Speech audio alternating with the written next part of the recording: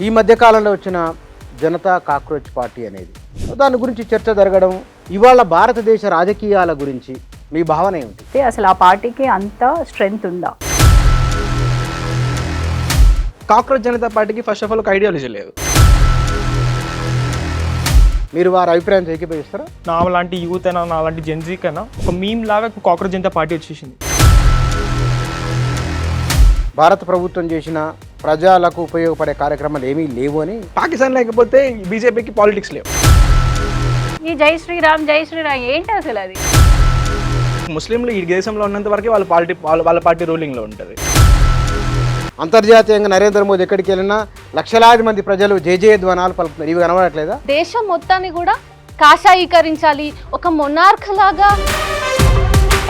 మన ఇండియన్స్ మన కంట్రీ వదిలేసి వేరే కంట్రీకి ఎందుకు వెళ్తున్నామని మనం క్వశ్చన్ ఎందుకు చేస్తారు? అమెరికాను లేదా చైనాను రష్యాను వారి దేశాల్లో వారి సమూహాలకు ఐడెంటిటీ ఉంటుంది, ఉండాలి కూడా. ఎందుకంటే నువ్వు దేశం అని చెప్పుకోవాలి కదా. మనకి కూడా ఒక ఐడెంటిటీ ఉంది కదా, యూనిటీ అండ్ డైవర్సిటీ. అదే కదా మన నేషనలిజం. ఏది జై శ్రీరామ్ అనడం మన నేషనలిజమా? మా ఊర్లో కూడా జై శ్రీరామ్ జెండాలు పెడితే మా ఊరు గ్రామ దేవత ఏమో వాళ్ళు. చాలా సీరియస్ అలిగేషన్ చేస్తున్నారు మీరంతా. రేపు నేను కూడా ప్రెస్ మీట్ పెట్టి సారీ చెప్తా, ఇదంతా తుడిచిపెట్టుకుపోవాలి కదా. రాహుల్ గాంధీ మాట్లాడుతున్నారు కదా, జైలుకి వెళ్ళలేదు ఆయన. మరి రాహుల్ గాంధీ మీద 10 ఎఫ్ఐఆర్ ఒక్క ఎఫ్ఐఆర్ మన మీద పడితే మన బతుకు మొత్తం బస్ స్టాండే కదా సార్. చైనాలో పేదరికం ఉన్నది, అమెరికాలో పేదరికం ఉన్నది, జర్మనీలో పేదరికం ఉన్నది. పేదరికం లేని దేశం అంటూ భూమి ఇదేం లేదు.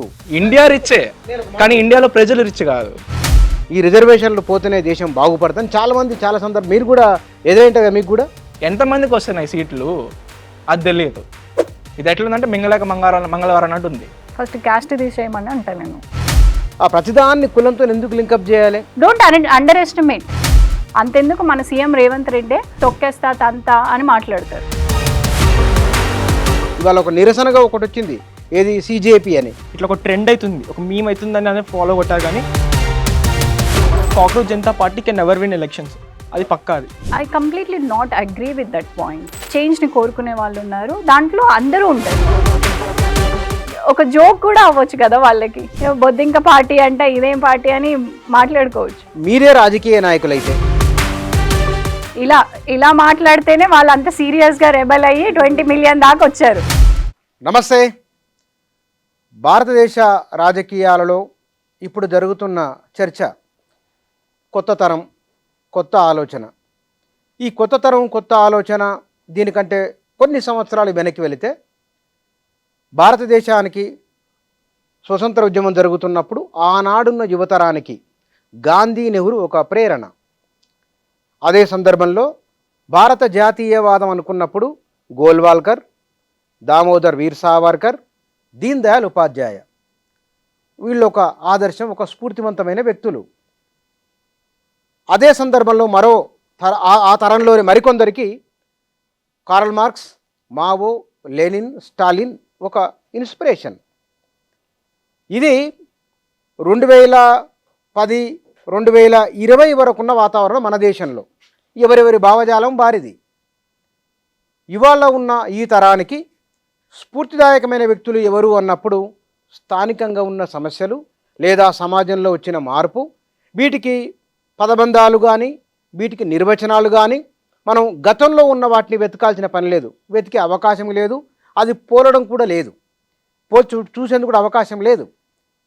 ఈ తరం రాజకీయాల గురించి, భారత ప్రజాస్వామ్యం గురించి, మానవ సంబంధాల గురించి, భారతీయ సమాజ గమ్యాల గురించి ఏమనుకుంటున్నారు అనేది ఒకటి. సిజేపీ కాక్రోచ్ జనతా పార్టీ సోషల్ మీడియాలో కలిగిస్తున్న సంచలనం, కోట్లాది మంది ప్రజలు ఆ చర్చలో భాగస్వాములు కావడం, ఇది భారత రాజకీయాల్లో జరుగుతున్న ఒకానొక చర్చ. ఈ మొత్తం అంశాలను మనం ఎట్లా అర్థం చేసుకోవాలి, ఈ తరం ఆలోచన ఏమిటి, వీటి గురించి మనం మాట్లాడదాం. మైక్ టీవీ ఓ ప్రత్యేకమైన చర్చా కార్యక్రమాన్ని నిర్వహిస్తున్నది. నా ఎదురుగా ఈ తరం ప్రతినిధులు కొందరున్నారు, వారితో మాట్లాడదాం. వాళ్ళ పరిచయం కూడా చేసుకుందాం. మీ పేరు, మీ బ్యాక్గ్రౌండ్ ఏమిటి? Arunya. So I'm a climate activist and also social justice activist. పరిచయం అంటే పొలిటికల్గానా లేకపోతే మీరు ఏం చేస్తారు? సో నేను ఇప్పుడు ప్రస్తుతానికి అన్వేషి ఉమెన్ రీసెర్చ్ సెంటర్లో ఫెలోషిప్గా చేస్తున్నాను. నాది మాస్టర్స్ ఇన్ మాస్ కమ్యూనికేషన్ అయిపోయింది, 1 year అయ్యింది. పిహెచ్డి ట్రై చేస్తున్నా. So yeah. మీరు? నా పేరు అజయ్ రాధాకుమార్. సోషల్ మీడియాలో నా భావాలను వ్యక్తం చేస్తుంటాను సోషియో పొలిటికల్ ఇష్యూస్ మీద, and also anti caste Ambedkar రైట్ని. మీరు? నమస్కారం, నా పేరు పవన్. నేను ఇప్పుడు కరెంట్లీ బీటెక్ ఫస్ట్ ఇయర్స్ అవుతున్నా సిఎంఆర్ టెక్నికల్ క్యాంపస్లో. దాంతోపాటు ఒక చిన్న కమ్యూనిటీ కూడా నడుపుతున్నా. మనుషులకి సివిక్ సెన్స్ మీద ఒక అవేర్నెస్ ఇంకా కాన్షియస్నెస్ని తీసుకురావడానికి కృషి చేస్తున్నారు. అంటే టీమ్ గానా మీరు పర్సనల్గా? టీమ్గా. టీమ్ అంతా. మీరు? నా పేరు విప్లవశ్రీ, నేను తెలుగు కవిని, అలాగే జర్నలిస్ట్ను. ఓకే. ఇక్కడ హైదరాబాద్లోనా? అవును. రైట్. ఓకే. మొదలు మీతోనే ప్రారంభిస్తాను నేను. ఈ మధ్యకాలంలో వచ్చిన జనతా కాక్రోచ్ పార్టీ అనేది, దాని గురించి చర్చ జరగడం, అనుకూల వ్యతిరేక అంశాలు ఎట్లాగో ఉన్నాయి. ఇవాళ భారతదేశ రాజకీయాల గురించి, అవి వెళుతున్న తీరు గురించి మీరేం ఫీల్ అవుతున్నారు? మీ భావన ఏమిటి? ఎస్పెషలీ ఈ పొలిటికల్ మొత్తం సమాజం గురించి మీ కామెంట్ చెప్పండి. మీరేం ఫీల్ అవుతున్నారు? వర్ధమాన అంశాలు ప్రజెంట్ ఇప్పుడు ప్రస్తుతానికి ఉన్న దాంట్లో ఏదైతే రూలింగ్ పార్టీ ఉందో నేషన్ వైడ్గా, ఇట్స్ వెరీ రిలీజియస్ అని నేను ఫీల్ అవుతున్నాను. అండ్ ఆపోజిషన్ పార్టీ కూడా దానికి కౌంటర్గా అంత స్ట్రాంగ్ నరేటివ్ కూడా పుష్ చేయట్లేదు. బేసికలీ దాన్నే నరేటివ్గా పుష్ చేయట్లేదు అనేది నా భావన. అండ్ దేశంలో ఉన్న ప్రజలు కూడా పొలిటికల్గా అంత అవేర్ లేరు అనేది ఐ స్ట్రాంగ్లీ బిలీవ్. ఇంకా ఎడ్యుకేట్ అవ్వాలి, ఓటర్స్ అనేవాళ్ళు ఇంకా ఎడ్యుకేట్ అవ్వాలి. అసలు ఎవరు ఎలాంటి మ్యానిపులేషన్ చేస్తున్నారు అనేది తెలుసుకోగలగాలి. అండ్ ఒకవేళ ఈ రిలీజియస్ ఆస్పెక్ట్ పక్కన పెడితే అసలు ఆ పార్టీకి అంత స్ట్రెంగ్త్ ఉందా, అసలు what kind of manifesto they are doing it, and వాళ్ళు ఎలాంటి నరేషన్ని బిల్డ్ చేస్తున్నారు. ఒకవేళ ఈ రిలీజియన్ ఆస్పెక్ట్ అనేది పక్కన పెడితే అసలు వాళ్ళకి ఎంత స్ట్రెంగ్త్ ఉంది, అసలు ఎలాంటి పాలిటిక్స్ ఇవి. So I think it's absolutely like డెమోక్రటిక్గా అసలు జరుగుతుందని అని అయితే నాకు అనిపించట్లేదు. అండ్ ఎక్కడికి వెళ్తుంది అని అంటే మనకు ఒక స్ట్రాంగ్ ఇంకో ఆల్టర్నేటివ్ అసలు పార్టీయే కనిపించట్లేదు. అందరూ కార్డ్స్ లాగానే బిహేవ్ చేస్తున్నారు, to be Frank.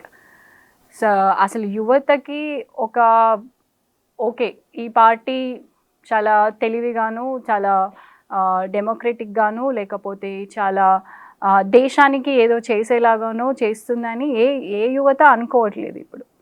So especially మీ ఒకవేళ చూస్తే ఈ పార్టీ వాడు వచ్చి ఏదో రిలీజియస్గా చెప్తాడు, ఇంకో పార్టీ వాడు వచ్చి ఓకే కాన్స్టిట్యూషన్ అంటున్నాడు. సో ఇట్స్ ఆల్వేస్ ఒక ఎమోషన్, ఒక రిలీజియస్ బిలీఫ్ మీదనే వెళ్తుంది తప్ప అసలు దేశానికి ఎకనామికల్గా గాను లేకపోతే ఇంకా ఇతరితర అంశాల పట్ల కానీ అసలు ఏది మనకు కనిపించట్లేదు. అండ్ ప్రజలు కూడా దాన్ని చూడట్లేదు. సో యా, దట్స్ మీరు ఫీల్ అవుతున్నారు. మీరు వారి అభిప్రాయం ఏకీభవిస్తారా? మనకి ఇప్పుడు మనం ఉన్న దేశంలో 5 things కావాలి. ఎడ్యుకేషన్ కావాలి, ఎంప్లాయ్మెంట్ కావాలి, ఎంపవర్మెంట్ కావాలి. ఈ 3 thingsని మన బ్యాడ్ లక్కి కాంప్రమైజ్ అయిపోయినాయి because of the governments or anything. దీన్ని ఫైట్ చేస్తూ ఇంకొక ఆల్టర్నేటివ్ పార్టీ కూడా లేదు, ఆపోజిషన్ కూడా అంత స్ట్రాంగ్గా లేదు. సో ఇట్లాంటి ఇష్యూస్ ఉన్నప్పుడు ఏమవుతుందంటే ది యూత్, నాలాంటి యూత్ అయినా నాలాంటి జెన్జీకైనా ఒక డిఫరెంట్ ఆల్టర్నేటివ్ కావాలి. బికాస్ మా ఫ్యూచర్ ఈజ్ ఎట్ స్టేక్. దీనికి తగ్గట్టు ఫ్యూచర్కి ఇక్కడ ఒక పార్టీ లేదు, అక్కడ ఒక పార్టీ లేదు, ఏం లేనప్పుడు మేమేం చేస్తున్నాం, ఒక మీమ్ లాగా కాక్రోచ్ జనతా పార్టీ వచ్చేసింది. So looking for an alternative. So అది నా అభిప్రాయం. అంటే ఈ గడిచిన 10-12 ఏళ్ల కాలంలో భారత ప్రభుత్వం చేసిన ప్రజలకు ఉపయోగపడే కార్యక్రమాలు ఏమీ లేవు అని? లేదు, అట్లానే ఏం లేదు. గత 10-12 ఏళ్ళ నుంచి వాళ్ళు చేసిన చాలా మటుకు మంచి ప్రోగ్రాంలు చేసారు, చాలా మంచి పాలసీస్ కూడా తీసుకొచ్చారు, చాలా చేసారు. ఇప్పుడు ద థింగ్ ఏంటంటే the governments thing is to make good policies. వాళ్ళు చేయాల్సిందే అది. వాళ్ళు గవర్నమెంట్కి వచ్చినప్పుడు ఒక పొలిటికల్ పార్టీ అని ఎనీథింగ్, ఒక గవర్నమెంట్ స్థాపించినందుకు వాళ్ళు ఆ పాలసీస్ అవి చేయాల్సిందే. ఓకే, మనం ఒక టైం వరకు వాళ్ళకి గ్లోరిఫై చేసినాం, ఒక టైం వరకు క్రెడిట్స్ ఇచ్చినాం, ఓకే. దాని తర్వాత what else? There is nothing happening కదా. That's my point. బాగున్నప్పుడు ఏదో ఒక దగ్గర కొన్ని బాగున్న ప్రభావం కూడా ఉండాలి కదా సమాజం పైన. ఉన్నాయి, ప్రభావాలు ఉన్నాయి. ఇప్పుడు స్వచ్ఛ భారత్ అనేది ఒక చాలా మంచి ఇనిషియేటివ్ అట్లాంటి గవర్నమెంట్ నుంచి వచ్చింది. బేటీ బచావ్ బేటీ పడావ్ చాలా ఇనిషియేటివ్స్ ఉన్నాయి. కానీ అవి ఇంకా కంటిన్యూడ్ అవ్వాలి కదా. లైక్ ఓన్లీ స్టార్టింగ్ ఒక టైం చేసి దాన్ని ఎగ్జిక్యూట్ చేయలేకపోవడం అది కూడా చాలా తప్పు థింగ్ కదా. అట్లా Okay. ఇంకా Continuous ఇంకా లేదా? ఇంకా the education also is compromised. ఇప్పుడు నీట్ అనేది చాలా పెద్ద ఇష్యూ. 22 lakhs ఆఫ్ పీపుల్ వాళ్ళ కృషి ఒక 4 ఏళ్ళు 5 ఏళ్ళు కష్టపడి రాసిన ఎగ్జామ్ కాంప్రమైజ్ అయిపోయిందంటే that's not the first time కదా. లాస్ట్ ఇయర్ కూడా ఇట్లనే అయింది, దానికన్నా ముందు జేఈ కూడా ఇట్లనే అయింది. So education the main step, main pillar of our country is only compromised అంటే చాలా బాధాకరం అయిన విషయం. ఇంకా our ministers are also not taking the responsibility, they are not also taking the accountability కదా. అది చాలా బాధాకరం. మీరేమనుకుంటున్నారు? ఏకీభవిస్తే మీ ఇష్టం, మీరు ఏకీభవిస్తారా ఏంది అది అజయ్ మనసులో ఏముంటే అది. బీజేపీ పార్టీ కానీ కాంగ్రెస్ పార్టీ కానీ రెండింటికి దాని స్టాండ్స్ దానికి ఉన్నాయి.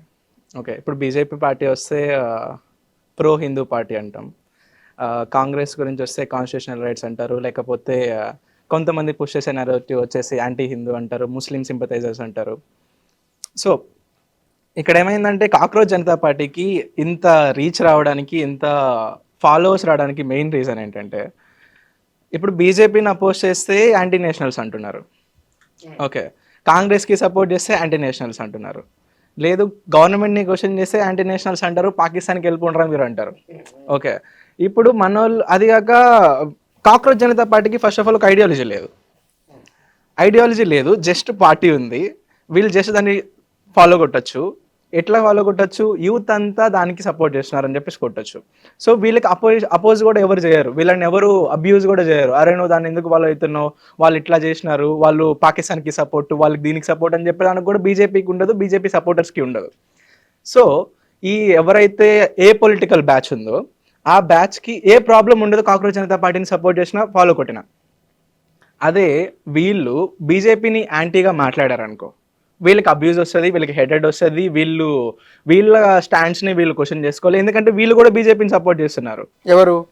ఈ ఏ పొలిటికల్ బ్యాచ్ అంతా సగం మంది ఎందుకు చేస్తారు, ఏమంటారా అంటే అరే బీజేపీ కంటే ఏది ఉందిరా, ఇప్పుడు బీజేపీ కాకపోతే ఇప్పుడు కాంగ్రెస్ తీసుకొస్తామా, కాంగ్రెస్ తీసుకొస్తే పాకిస్తాన్కి అమ్మేస్తుంది ఇండియాని అదంటారు. అసలు పాకిస్తాన్ దగ్గర డబ్బులు ఎక్కడ ఇండియాని కొనుక్కోవడానికి, పాకిస్తాన్కి ఎట్లా అమ్మేస్తారు? 24 గంటలు పాకిస్తాన్ అంటారే కానీ పాకిస్తాన్ లేకపోతే బీజేపీకి పాలిటిక్స్ లేవు, ఓట్ బ్యాంక్ లేదు. ఎందుకుంది?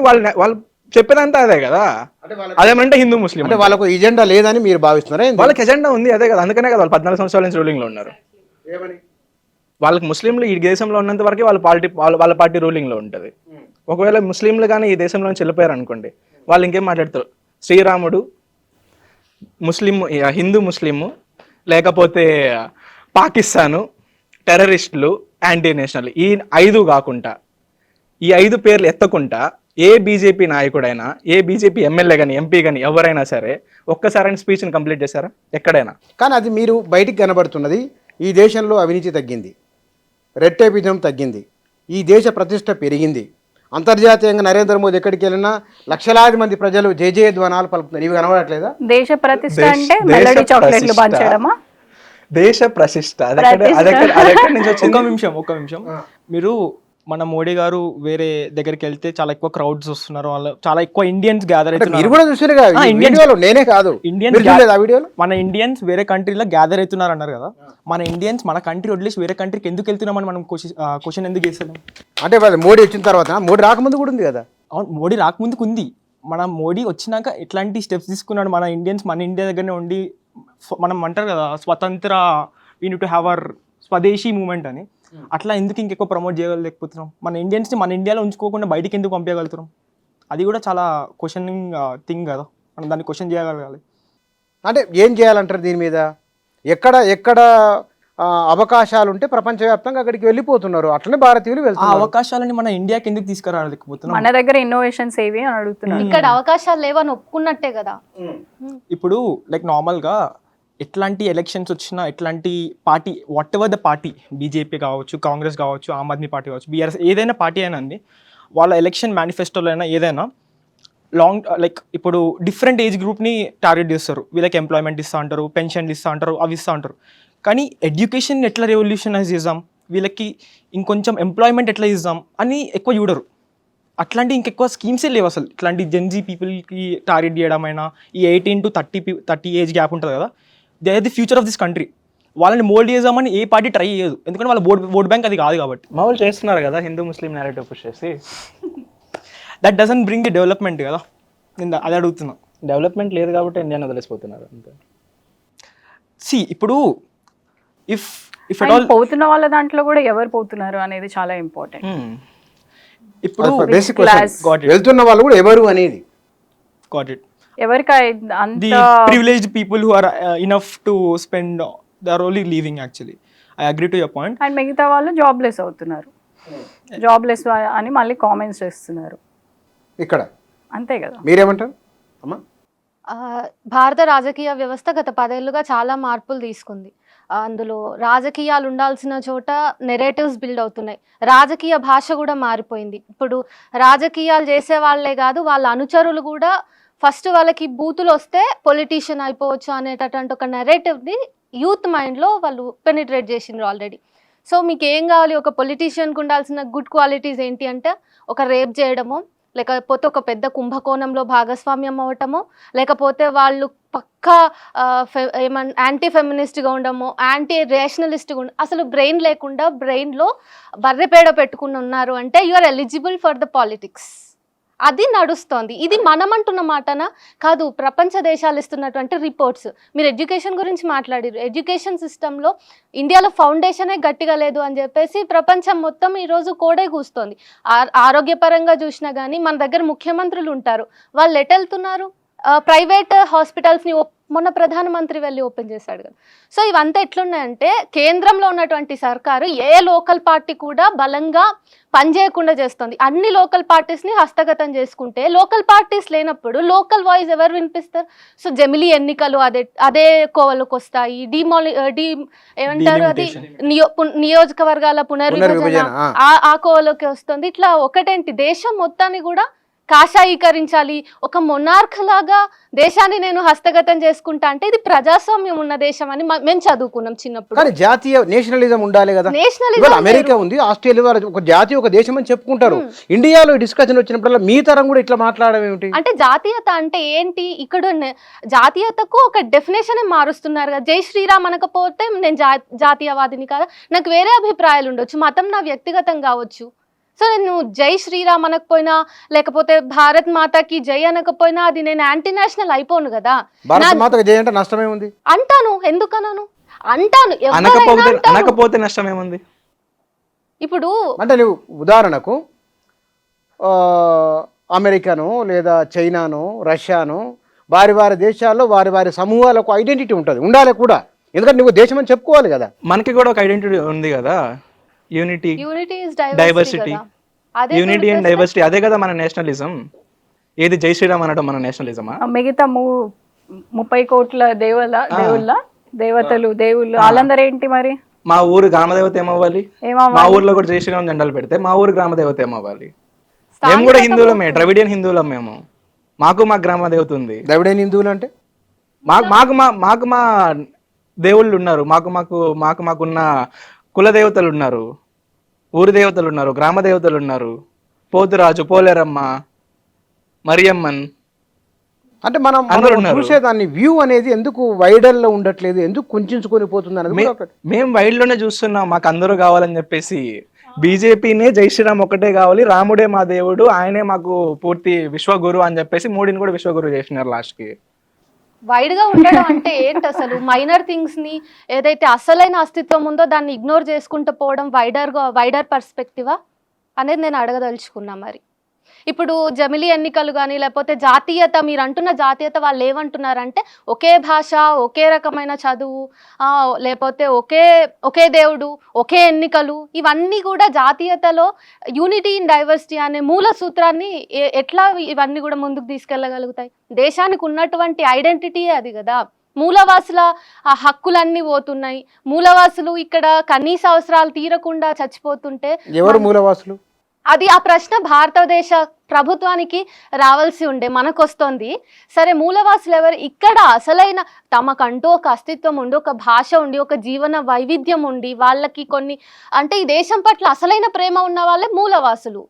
ప్రేమ లేనిది ఎవరికి ఎట్లా చెప్పగలరు? ప్రేమ అలాని వారు ఆయనకు ఉంది, ఆమెకు ఉంది, ఈయనకు లేదు, ఎట్లా చెప్పగలరు? ఎట్లా చెప్పగలుగుతాం అంటే వాళ్ళు ఈ దేశానికి ఇస్తున్న కాంట్రిబ్యూషన్ ని బట్టి చెప్పగలుగుతాం. ఫర్ ఎగ్జాంపుల్ దేశద్రోహ కేసులు పెడతారు. అసలైన దేశద్రోహ కేసులు ఎవరి మీద పెట్టాలి? ఓట్ చోరీ చేస్తున్న వాళ్ళ మీద పెట్టొచ్చు, ఓట్లని డెలీట్ చేస్తున్న SIR ని తీసుకొస్తున్న వాళ్ళ మీద పెట్టొచ్చు, లేకపోతే ఈ దేశంలో ఆదివాసుల హక్కులు కాలరాయబడుతున్నాయి, ఇక్కడి మూలవాసి అయిన దళితులకి ఎప్పటి నుంచో అంటరానితనం ఉంది, ఈ రోజు కూడా కంటిన్యూ అవుతుంది. అది ఇప్పుడు మేము కూడా చూస్తున్నాం. జెన్జీ కిడ్స్ అని స్పెషల్గా చాలా ఫ్యాన్సీగా మాట్లాడుతున్నాం. మాకు కూడా ఇప్పుడు మేము కూడా వివక్షతను ఎదుర్కొంటున్నాం. అది స్వయాన అధికారంలో ఉన్నటువంటి వాళ్ళ నుంచి కూడా ఎదుర్కొంటున్నాం. మీ అనుభవం ఏమైనా ఉన్నదా? అంటే జనరల్ గా స్టేట్మెంట్ ఇవ్వడం వేరు, పర్టికులర్ గా ఇదని చూపించడం వేరు. ఈ దేశం నాది, ఇక్కడ ఉన్న ప్రతి పౌరుడి విషయంలో నేను నా బాధను తీసుకుంటే, నేను ఒక కవిని, నేను అవతలి వాళ్ళు ఏడుస్తున్నప్పుడు నేను ఏడుస్తా ఖచ్చితంగా. అక్కడ వాళ్ళ అవమానానికి గురవుతే నేను అవమానానికి గురవుతా కదా. ఇప్పుడు ఇప్పుడు దండకారణ్యం పరిస్థితి మనం చూసుకున్నాం కదా. జెన్జీకి ఏమీ అవమానం కాలేదన్నారు కదా. నేను అనలే అవమానం కాలేదు అంటలేను, మీ అనుభవం చెప్పండి. నేను అనుభవం లైక్ మేడంకి పర్సనల్ అనుభవం లేదేమో, ఉండొచ్చు నాకు.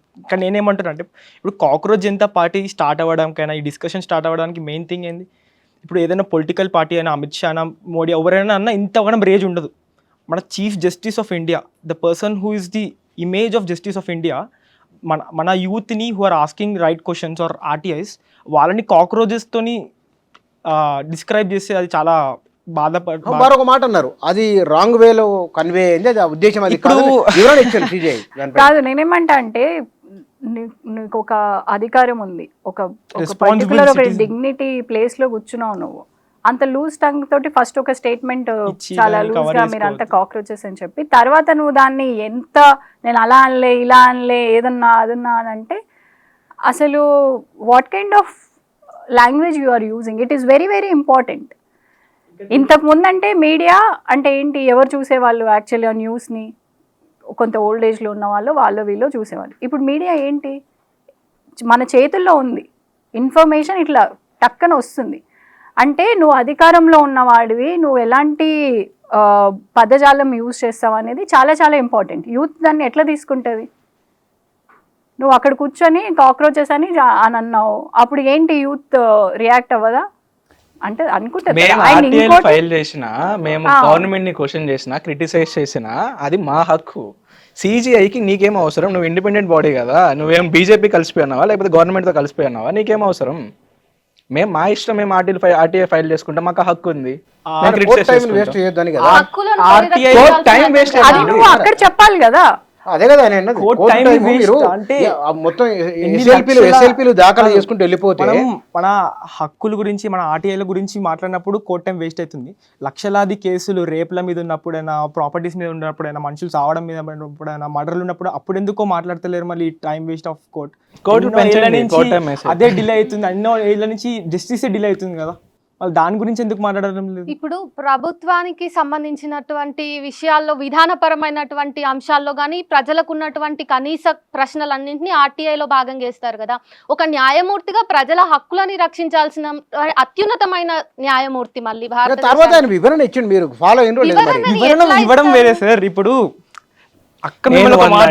వందంటే ఈ రోజు అయిపోతుందా? ఇప్పుడు ఊరుకోరు కదా. ఇప్పుడు మనం ఒక్క వర్డ్ ఇట్లా అన్నామనంటే తీసుకెళ్లి భావోద్వేగాలు ఉంటాయి. బీజేపీ కార్యకర్తను ఒప్పుకుంటున్నట్టే కదా ఇప్పుడు గవర్నమెంట్ కార్యకర్త. సార్ నేనేమంటున్నా అంటే, ఇప్పుడు ఆ మాట అలిగేషన్ చేస్తున్నారు మీరంతా. నేను కూడా ప్రెస్ మీట్ పెట్టి సారీ చెప్తా, ఇదంతా తుడిచిపెట్టుకుపోవాలి.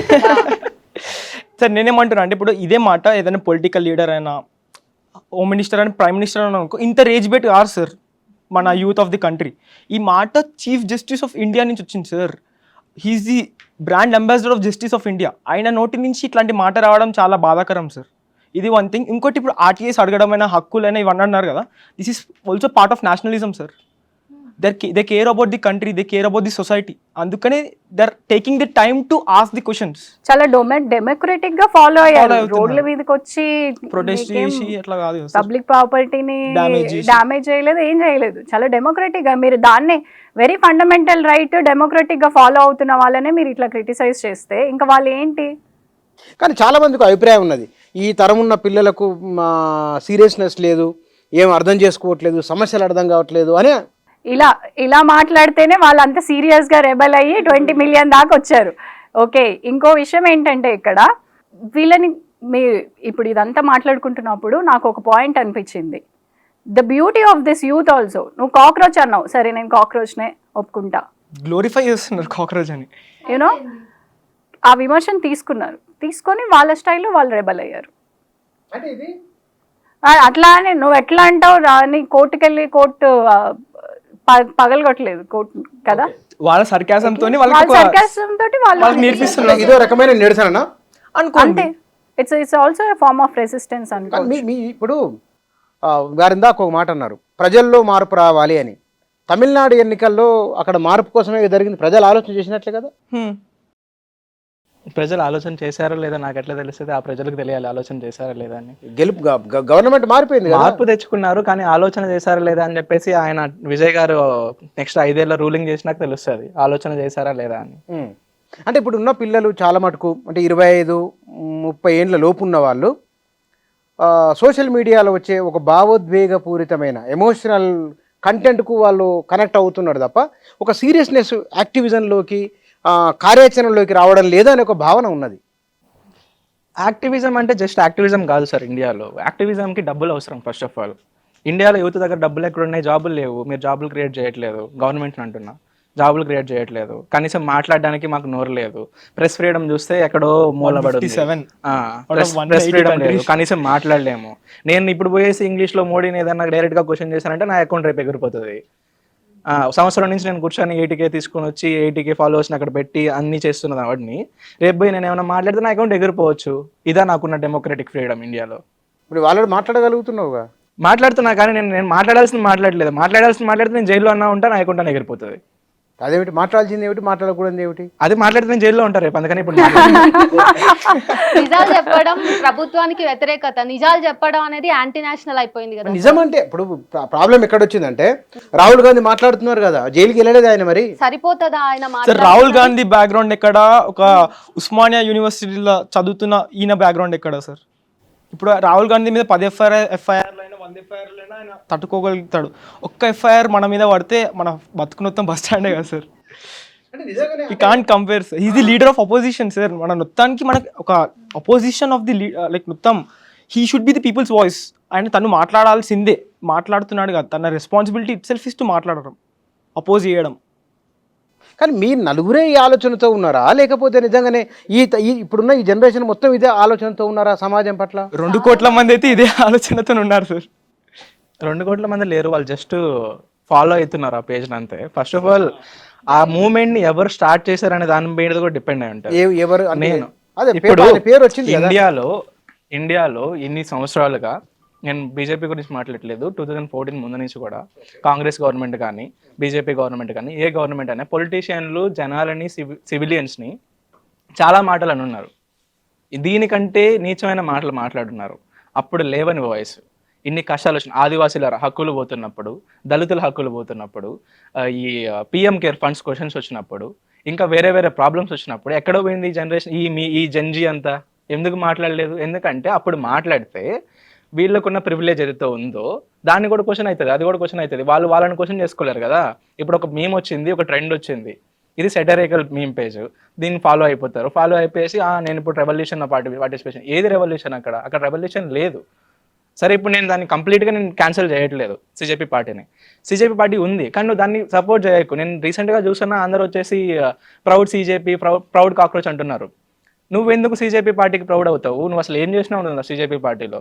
వాడు ఏదో ఒక అకౌంట్ క్రియేట్ చేశాడు, దానికి ఫాలోవర్స్ వచ్చారు, నువ్వు దాన్ని ఫాలో కొట్టావు. కింద బయోలో నువ్వు పోయేసి I'm proud CJP party supporter అంటే నువ్వు కూడా ఇక్కడ నువ్వు మళ్ళీ ఈ బ్లైండ్ గా సపోర్ట్ చేస్తున్నావు. గొర్రెదాటుడు వ్యవహారమా? గొర్రెదాటుడు అంటే అంతే, ఒకరైతే 100 మంది అంతా వెళ్ళిపోవడం అని అంతే. అదే జరుగుతుంది. నువ్వు సీజేపీ పార్టీ ఏం చేస్తుందని అడుగుతున్నావు. ఇప్పుడు సీజేపీ పార్టీ వచ్చింది, వాళ్ళు నిజంగానే కంటెస్ట్ చేస్తున్నారని అడుగుతున్నావా? లేదు. సీజేపీ పార్టీ 50% ఉమెన్ రిజర్వేషన్ అన్నారు, కానీ వాళ్ళు వాళ్ళ టీంలో ఉమెన్ ఎంతమంది ఉన్నారు? ఇప్పుడు ఎంతమంది ఉన్నారు? ఇప్పుడు పెట్టింది ఎన్ని రోజులు? అది ఒక 10 రోజులు కూడా కాలేదు. 10 రోజులు కూడా కాదు. 10 రోజులు కాకముందే అన్నప్రాసన నాడు ఆవకాయ తినిపించారు. 10 రోజులు కాకముందే మేము అడగాలి కదా, లేకపోతే 14 సంవత్సరాలైనా బీజేపీ ఏం చేయట్లేదు. ఇప్పుడు ఇక్కడ కూడా అట్లా అవుతుంది కదా, మేము అడిగితేనే కదా జరుగుతుంది. పార్టీ కాదు కదా, ఆయన ఏదో నిరసన పెట్టినట్టుంది బహుశా, అంతవరకే కదా.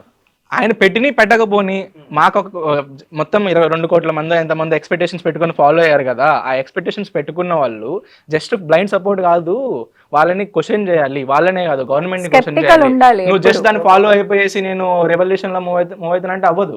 నువ్వు రోజు ఏం చేస్తున్నావు, ఎంతమందిని క్వశ్చన్ చేస్తున్నావు? కానీ ఒక మాట, 2009లో అన్నా హజారే మూమెంట్ ప్రారంభమైనప్పుడు ఆనాడు 25, 30 ఏళ్ళు 40 ఏళ్ళు లోపు ఉన్న వాళ్ళంతా రోడ్ల మీదనే ఉన్నారు. కానీ ఇవాళ ఉన్న ఆ రోజు అవినీతి, ఈ దేశంలో అవినీతి పోవాలని, బంధుప్రీతి ఉండకూడదని, రాజకీయాల్లో మౌలికమైన మార్పు రావాలని, బేసిక్ మార్పు రావాలని మాట్లాడిన వాళ్ళు. మీరు కొంత 10 ఏళ్ళ ఎన్నికలు వెళ్ళిపోతే పేపర్లు తిరిగిస్తే మీకు అనిపిస్తుంది. ఇవాళ మరి ఆ అవినీతి గురించి ఎవరెందుకు మాట్లాడట్లేదు? ఒక ఉప్పెనలాగా రావటం, ఓ నిరసన చెప్పటం, ఆ సోషల్ మీడియాలో ఫేస్బుక్లో కామెంట్ రాయడం, వెనక్కి వెళ్ళిపోవటం, ఇదేనా జరుగుతున్నది? అంటే అవినీతి గురించి మాట్లాడడానికి రోడ్ల మీద రావాలంటున్నారా మీరు? నేను రావట్లా అంటే డిస్కషన్ లేదు ఎందుకు అని. డిస్కషన్ జరుగుతుంది, దాన్ని బయటకు రానియట్లేదు, తొక్కేస్తున్నారు. ఏమైనా ఎక్కువ మాట్లాడితే ఎత్తుకుపోయి జైల్లో వేస్తున్నారు, ఆ కేసు ఈ కేసు వేసి అబ్యూస్ చేస్తున్నారు, బూతులు తిడుతున్నారు ఆన్లైన్ లో వచ్చిన వాళ్ళకి. వాషింగ్ మెషిన్ కూడా ఉంది కదా సార్, వాషింగ్ మెషిన్ ఉంది కదా. మొన్నటి దాకా రాఘవ చద్దానే అన్నాడు ఇన్ని చేశాడు, బీజేపీ ఇన్ని చేసింది, కరప్ట్ పార్టీ అది ఇది అన్నాడు. మళ్ళీ పోయి దాంట్లో కలిసాడు. ఎందుకు? దాంట్లో ఉన్న యాప్ లో ఉన్న 17 మంది 18 మంది ఎంతమంది ఎమ్మెల్యేలు జాయిన్ అయిన దాంట్లో అంతమంది పోయి దాంట్లో జాయిన్ అయ్యారు. ఎందుకు? వాళ్ళ మీద రైట్స్ జరిగినాయి. రైట్స్ జరిగిన నెక్స్ట్ వీక్ లోనే అక్కడ పోయి జాయిన్ అయ్యారు. అంటే ఇక్కడ ఉంటే రైట్స్ జరుగుతాయి, కానీ బీజేపీలో ఉంటే రైట్స్ జరగవు. వాష్ అయిపోతుంది మొత్తం అంతా, క్లీన్ అయిపోతుంది. అది నమోదు మన బయటకు రావట్లేదు, కప్పివేయబడుతున్నారు.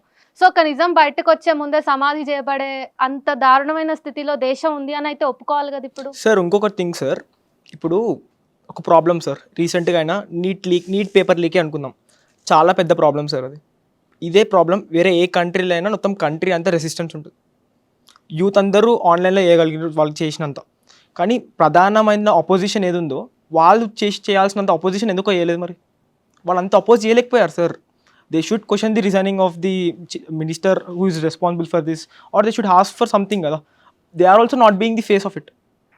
ఇప్పుడు ఆన్లైన్లో ఈ కాక్రోచ్ జనతా పార్టీకి ఇంతగానో నంబర్స్ వచ్చినాయి. దీనికి one of the main reason ఏంటంటే youth are looking for a change. Alternative కావాలి, ఈ పార్టీ ఆ పార్టీ అని కాదు. ఇవి 2 పార్టీలు వద్దనుకుంటారు, 2 ట్రెడిషనల్ పార్టీస్ వద్దనుకుంటారు, బీజేపీ కాంగ్రెస్ 2. ఎందుకంటే ఇప్పుడు ఎట్లా అంటే, చిన్నప్పుడు మా తాతనో నానమ్మనో కూడా చెప్తుండే సార్, 2 దొంగలే, ఒక ఆయన మంచి దొంగ అవుతాడు, మంచిగా కనిపిస్తాడు, ఇంకొక ఆయన ఇంకా మంచిగా కనిపిస్తాడు అని. It's just like is bad worst, అది థింగ్ సార్. ఇప్పుడు ఇవి రెండింటికి ఆల్టర్నేటివ్ కావాలి. అంటే ఆల్టర్నేటివ్ ఏ విధానం ఉండాలని మీరు అనుకుంటున్నారు policy? And coming to alternative sir, cockroach Janata party can never win elections, అది పక్కా అది. ఎందుకంటే ఇప్పుడు మనం చూసిన 2 కోట్ల ఫాలోవర్స్లో నాకు తెలిసి 1 కోటి మంది మైనర్సే ఉంటారు, రైట్ టు ఓట్ ఉండదు వాళ్ళకి. ఇంకా 1 కోటి మందికి ఆన్ గ్రౌండ్ లో అంత లేదు సార్. 2029కి వచ్చేస్తారు కదా, ఓటాకు వస్తుంది కదా 2029కి. ఇప్పుడు మైనర్స్ ఉన్నా సరే అప్పటికి వాళ్ళకి ఇప్పుడు మనం ఆశతో ఉన్నాడు. మనం మాట్లాడిన నేషనల్ పార్టీస్ ఉన్నాయి కదా, వాళ్ళకు ఉన్నంత గ్రౌండ్ కనెక్టివిటీ అయినా ఏదైనా ఏ పొలిటికల్ పార్టీకి లేదు సార్. ఇంకా ఫర్ ఎగ్జాంపుల్ మనం ఈ జెన్జీసే ఫర్ ఎగ్జాంపుల్ 30% ఆఫ్ జెన్జీస్ ఉన్నారు కదా, వీళ్ళని టార్గెట్ చేసాము సార్. ఇప్పుడు కాక్రోచ్ జనతా పార్టీలో 30% జెన్జీస్ ఉన్నారు కదా, ఒకటి వీళ్ళే ఓట్ చేస్తారు అనుకోండి, 30% ఓట్స్తో ఎలక్షన్స్ విన్ అవుతారా సార్? అండ్ ఆల్సో ఇక్కడ నంబర్స్ గురించి మాట్లాడుకుంటే అసలు యూత్ ఎంతమంది ఉన్నారు? 372 million. 33%, that's what, 30% or something. దాంట్లో మీరు ఈ పార్టీ సోషల్ మీడియాలో ఉన్న పేజ్లో చూసేది ఒక 21 million పీపుల్ అనుకుందాం. దాంట్లో మళ్ళీ కొంత ఏజ్ ఇటు అంతా ఒక 1-2% ఓటర్స్ అన్న ఉంటారా దీంట్లో, వీళ్ళ దాంట్లో. అండ్ ఇంకోటి, అదే కాక్రోచ్ జనతా పార్టీ ఈ నంబర్ ఏదైతే ఉందో ఇంత హైప్ సోషల్ మీడియాలో ఎందుకు క్రియేట్ అయ్యింది అసలు? ఈ 4 daysలో ఒక పేజ్ని కంటిన్యూస్గా ఫాలో కొట్టేశారు. ఎందుకు అయిందంట? దానికి ఏమైనా ఉందా? మిమెటిక్ సార్, హ్యూమన్స్ ఆల్వేస్. ఇప్పుడు సార్ అన్నట్టు మీరు గొర్రెల్లాగా అన్నారు కదా, మిమెటిక్. ఒకరిని చూసి ఇంకొకరు ఇట్లా ఒక ట్రెండ్ అవుతుంది, ఒక మీమ్ అవుతుంది అని ఫాలో కొట్టారు, కానీ ఒక ఐడియాలజీ ఉంది, they are going to truly bring a change అనేది చాలా మంది ఫాలో కొట్టలేదు. I completely not agree with that point. దీంట్లో there are like people, indifferent people ఉంటారు దాంట్లో. కొంతమంది బ్లైండ్లీ ఫాలో అయ్యే వాళ్ళు ఉంటారు, కొంతమంది మేబీ ఇంటెలెక్చువల్స్ ఉండొచ్చు, కొంతమంది చేంజ్ని కోరుకునే వాళ్ళు ఉన్నారు. దాంట్లో అందరూ ఉంటారు, కానీ పర్సంటేజ్ మేబీ వేరీ అవుతుంది. ఒక ఇంటెలెక్ట్ని ఫాలో అయ్యే వాళ్ళు ఇంకా ఆయన ఫాలో అవుతున్నాడు కాబట్టి వీళ్ళు ఫాలో అవుతుండొచ్చు. And social media works like that, right? And also like ఇప్పుడు నువ్వు ఒక పెద్ద మనిషి ఇట్లా నీకు అన్నప్పుడు ఒక యూత్ అనే వాళ్ళు ఒక రెబల్ అవుతారు and they got this medium to show their Frustration. Frustration and అది ఎవెన్చువల్లీ ఏమవుతుంది ఒక ఫ్యాషనబుల్గా అయిపోతుంది, ఎవెన్చువల్లీ ఏమవుతుంది ఒక ట్రెండ్ లాగా అయిపోతుంది, రైట్? సో దాని మీద పాటలు వస్తాయి, దాని మీద యాక్ట్స్ వస్తాయి, అన్నీ అవుతాయి. అండ్ ఎస్పెషల్లీ ఈ పేజ్ గురించి మాట్లాడుకుంటున్నాం కాబట్టి ఇంతమంది ఫాలో అవుతున్నారు, దానికి ఎంత ఓట్ బ్యాంక్ ఉంది ఏం లేదు అని అంటే అసలు ఇంతమంది ఎందుకు అంత ఫ్రస్ట్రేటెడ్ అయ్యారు అండ్ ఎక్కడికి దారి తీస్తుంది? It's good that if this party is going to be politically very strong, right? And ఇంకోటి, ఈ యూత్ ఎవరైతే మాట్లాడుకుంటున్నామో మనము, ఏ youth, most of the people are elite people. అసలు ఊర్లో ఉన్న యూత్ గురించి ఏంటి, వాళ్ళు ఏమనుకుంటారు, వాళ్ళేంటి, అసలు వాళ్ళు ఏమనుకుంటారు? అసలు ఒక జోక్ కూడా అవ్వచ్చు కదా వాళ్ళకి. వాళ్ళ ఊర్లో కూర్చొని వీళ్ళేంట్రా బొద్దింక పార్టీ అంటే ఇదేం పార్టీ అని మాట్లాడుకోవచ్చు. వాళ్ళకి ఎంత అవేర్నెస్ ఉంది ఈ పార్టీ గురించి? రిప్రజెంటేటివ్స్ ఎక్కడి నుంచి వస్తారు? కానీ ఒకటి మీరు చెప్పండి, ఇంతకు ముందు ఉన్న వాళ్ళలో ఏబీవీపీ లేదా బీజేపీ అని, ఎస్ఎఫ్ఐఓ పీడిఎస్యూ అని, రకరకాల బహుజన సమాజ్ పార్టీ అని, లేకపోతే రామ్ మనోహర్ లోహియా, లాలూ ప్రసాద్ యాదవ్, నితీష్ కుమార్, లేకపోతే కనుక ములాయం సింగ్ యాదవ్, ఓ రకమైన థాట్ ప్రాసెస్ ఉన్న వాళ్ళు ఉన్నారు. కానీ ఇవాళ మీకు అసలు ఏ ఆలోచన ఉన్నా, ఏ రాజకీయ ఆలోచన నాకు అర్థం సార్. ఇప్పుడు నాకు ఫర్ ఎగ్జాంపుల్ నా పర్స్పెక్టివ్ అయినా, నా జెన్జీ పర్స్పెక్టివ్ అయినా, నా పీర్స్ పర్స్పెక్టివ్ అయినా ఎట్లుంటుందంటే, education should not be compromised. Government అనేది ఎడ్యుకేషన్ మీద పనిచేయాలి. ఎడ్యుకేషన్ తర్వాత ఎంప్లాయ్మెంట్ మీద పనిచేయాలి. ఎంప్లాయ్మెంట్ తర్వాత ఎంపవర్మెంట్, ఈ ఉమెన్ ఎంపవర్మెంట్ అయినా డిఫరెంట్ టైప్స్ ఆఫ్ ఎంపవర్మెంట్ ఉండాలి. దాని తర్వాత హెల్త్ కేర్ కూడా బాగుండాలి సార్. ఇవన్నీ అవుతూ డెవలప్మెంట్ అవుతుంది. డెవలప్మెంట్ కావాల్సిందే, డిస్ట్రిక్షన్తో కావద్దు. So environment is also very important thing. ఈ 5 థింగ్స్ని ఏదైతే పార్టీ చేస్తుందో, I want that to be in government sir. BJP కానీ, కాంగ్రెస్ కానీ, ఆమ్ ఆద్మీ పార్టీ కానీ, సిపిఐ కానీ, ఏదైనా ఒక పార్టీ సార్, ఈ 5 థింగ్స్ని తీసుకొచ్చి దీని మీద పనిచేయగలిగింది అనుకో, నాకు అట్లాంటి పార్టీ ఉంటే ఓకే సార్. నాకు ఇది నా perspective. Okay, these 5 things are for the human sustainability. Human మనం ఇంకా డెవలప్ కావాలన్నా, ఇంకా ముంగడికి వెళ్ళాలన్నా, ఇంకా ప్రోగ్రెసివ్ అవ్వాలంటే ఈ 5 థింగ్స్ ఆర్ ఇంపార్టెంట్. కానీ ఇప్పుడు మనం చూసి 5 థింగ్స్ మీద ఏ పార్టీ పనిచేస్తలేదు సార్. కానీ ఇక్కడ అంటే భారతదేశం అభివృద్ధి చెందుతున్న దేశం, రాబోయే కొద్ది సంవత్సరాల్లో ఇది ప్రపంచంలో 3వ అతిపెద్ద ఆర్థిక వ్యవస్థగా రాబోతున్నదని ఒక అంచనా ఉన్నది, తెలుసు కదా? ఆల్రెడీ వచ్చింది కదా, మళ్ళీ 4 వచ్చేసింది. ఆల్రెడీ 3 స్థానంలోకి వెళ్ళింది, మళ్ళీ 4వ స్థానంలోకి ఉంది. కానీ ఆ డబ్బంతా ఎవరి చేతిలో ఉంది? 0.67% ఆర్ 1%. ఆ చేతిలో 50% ఎకానమీ ఉంది, మన ఇండియన్ ఎకానమీ.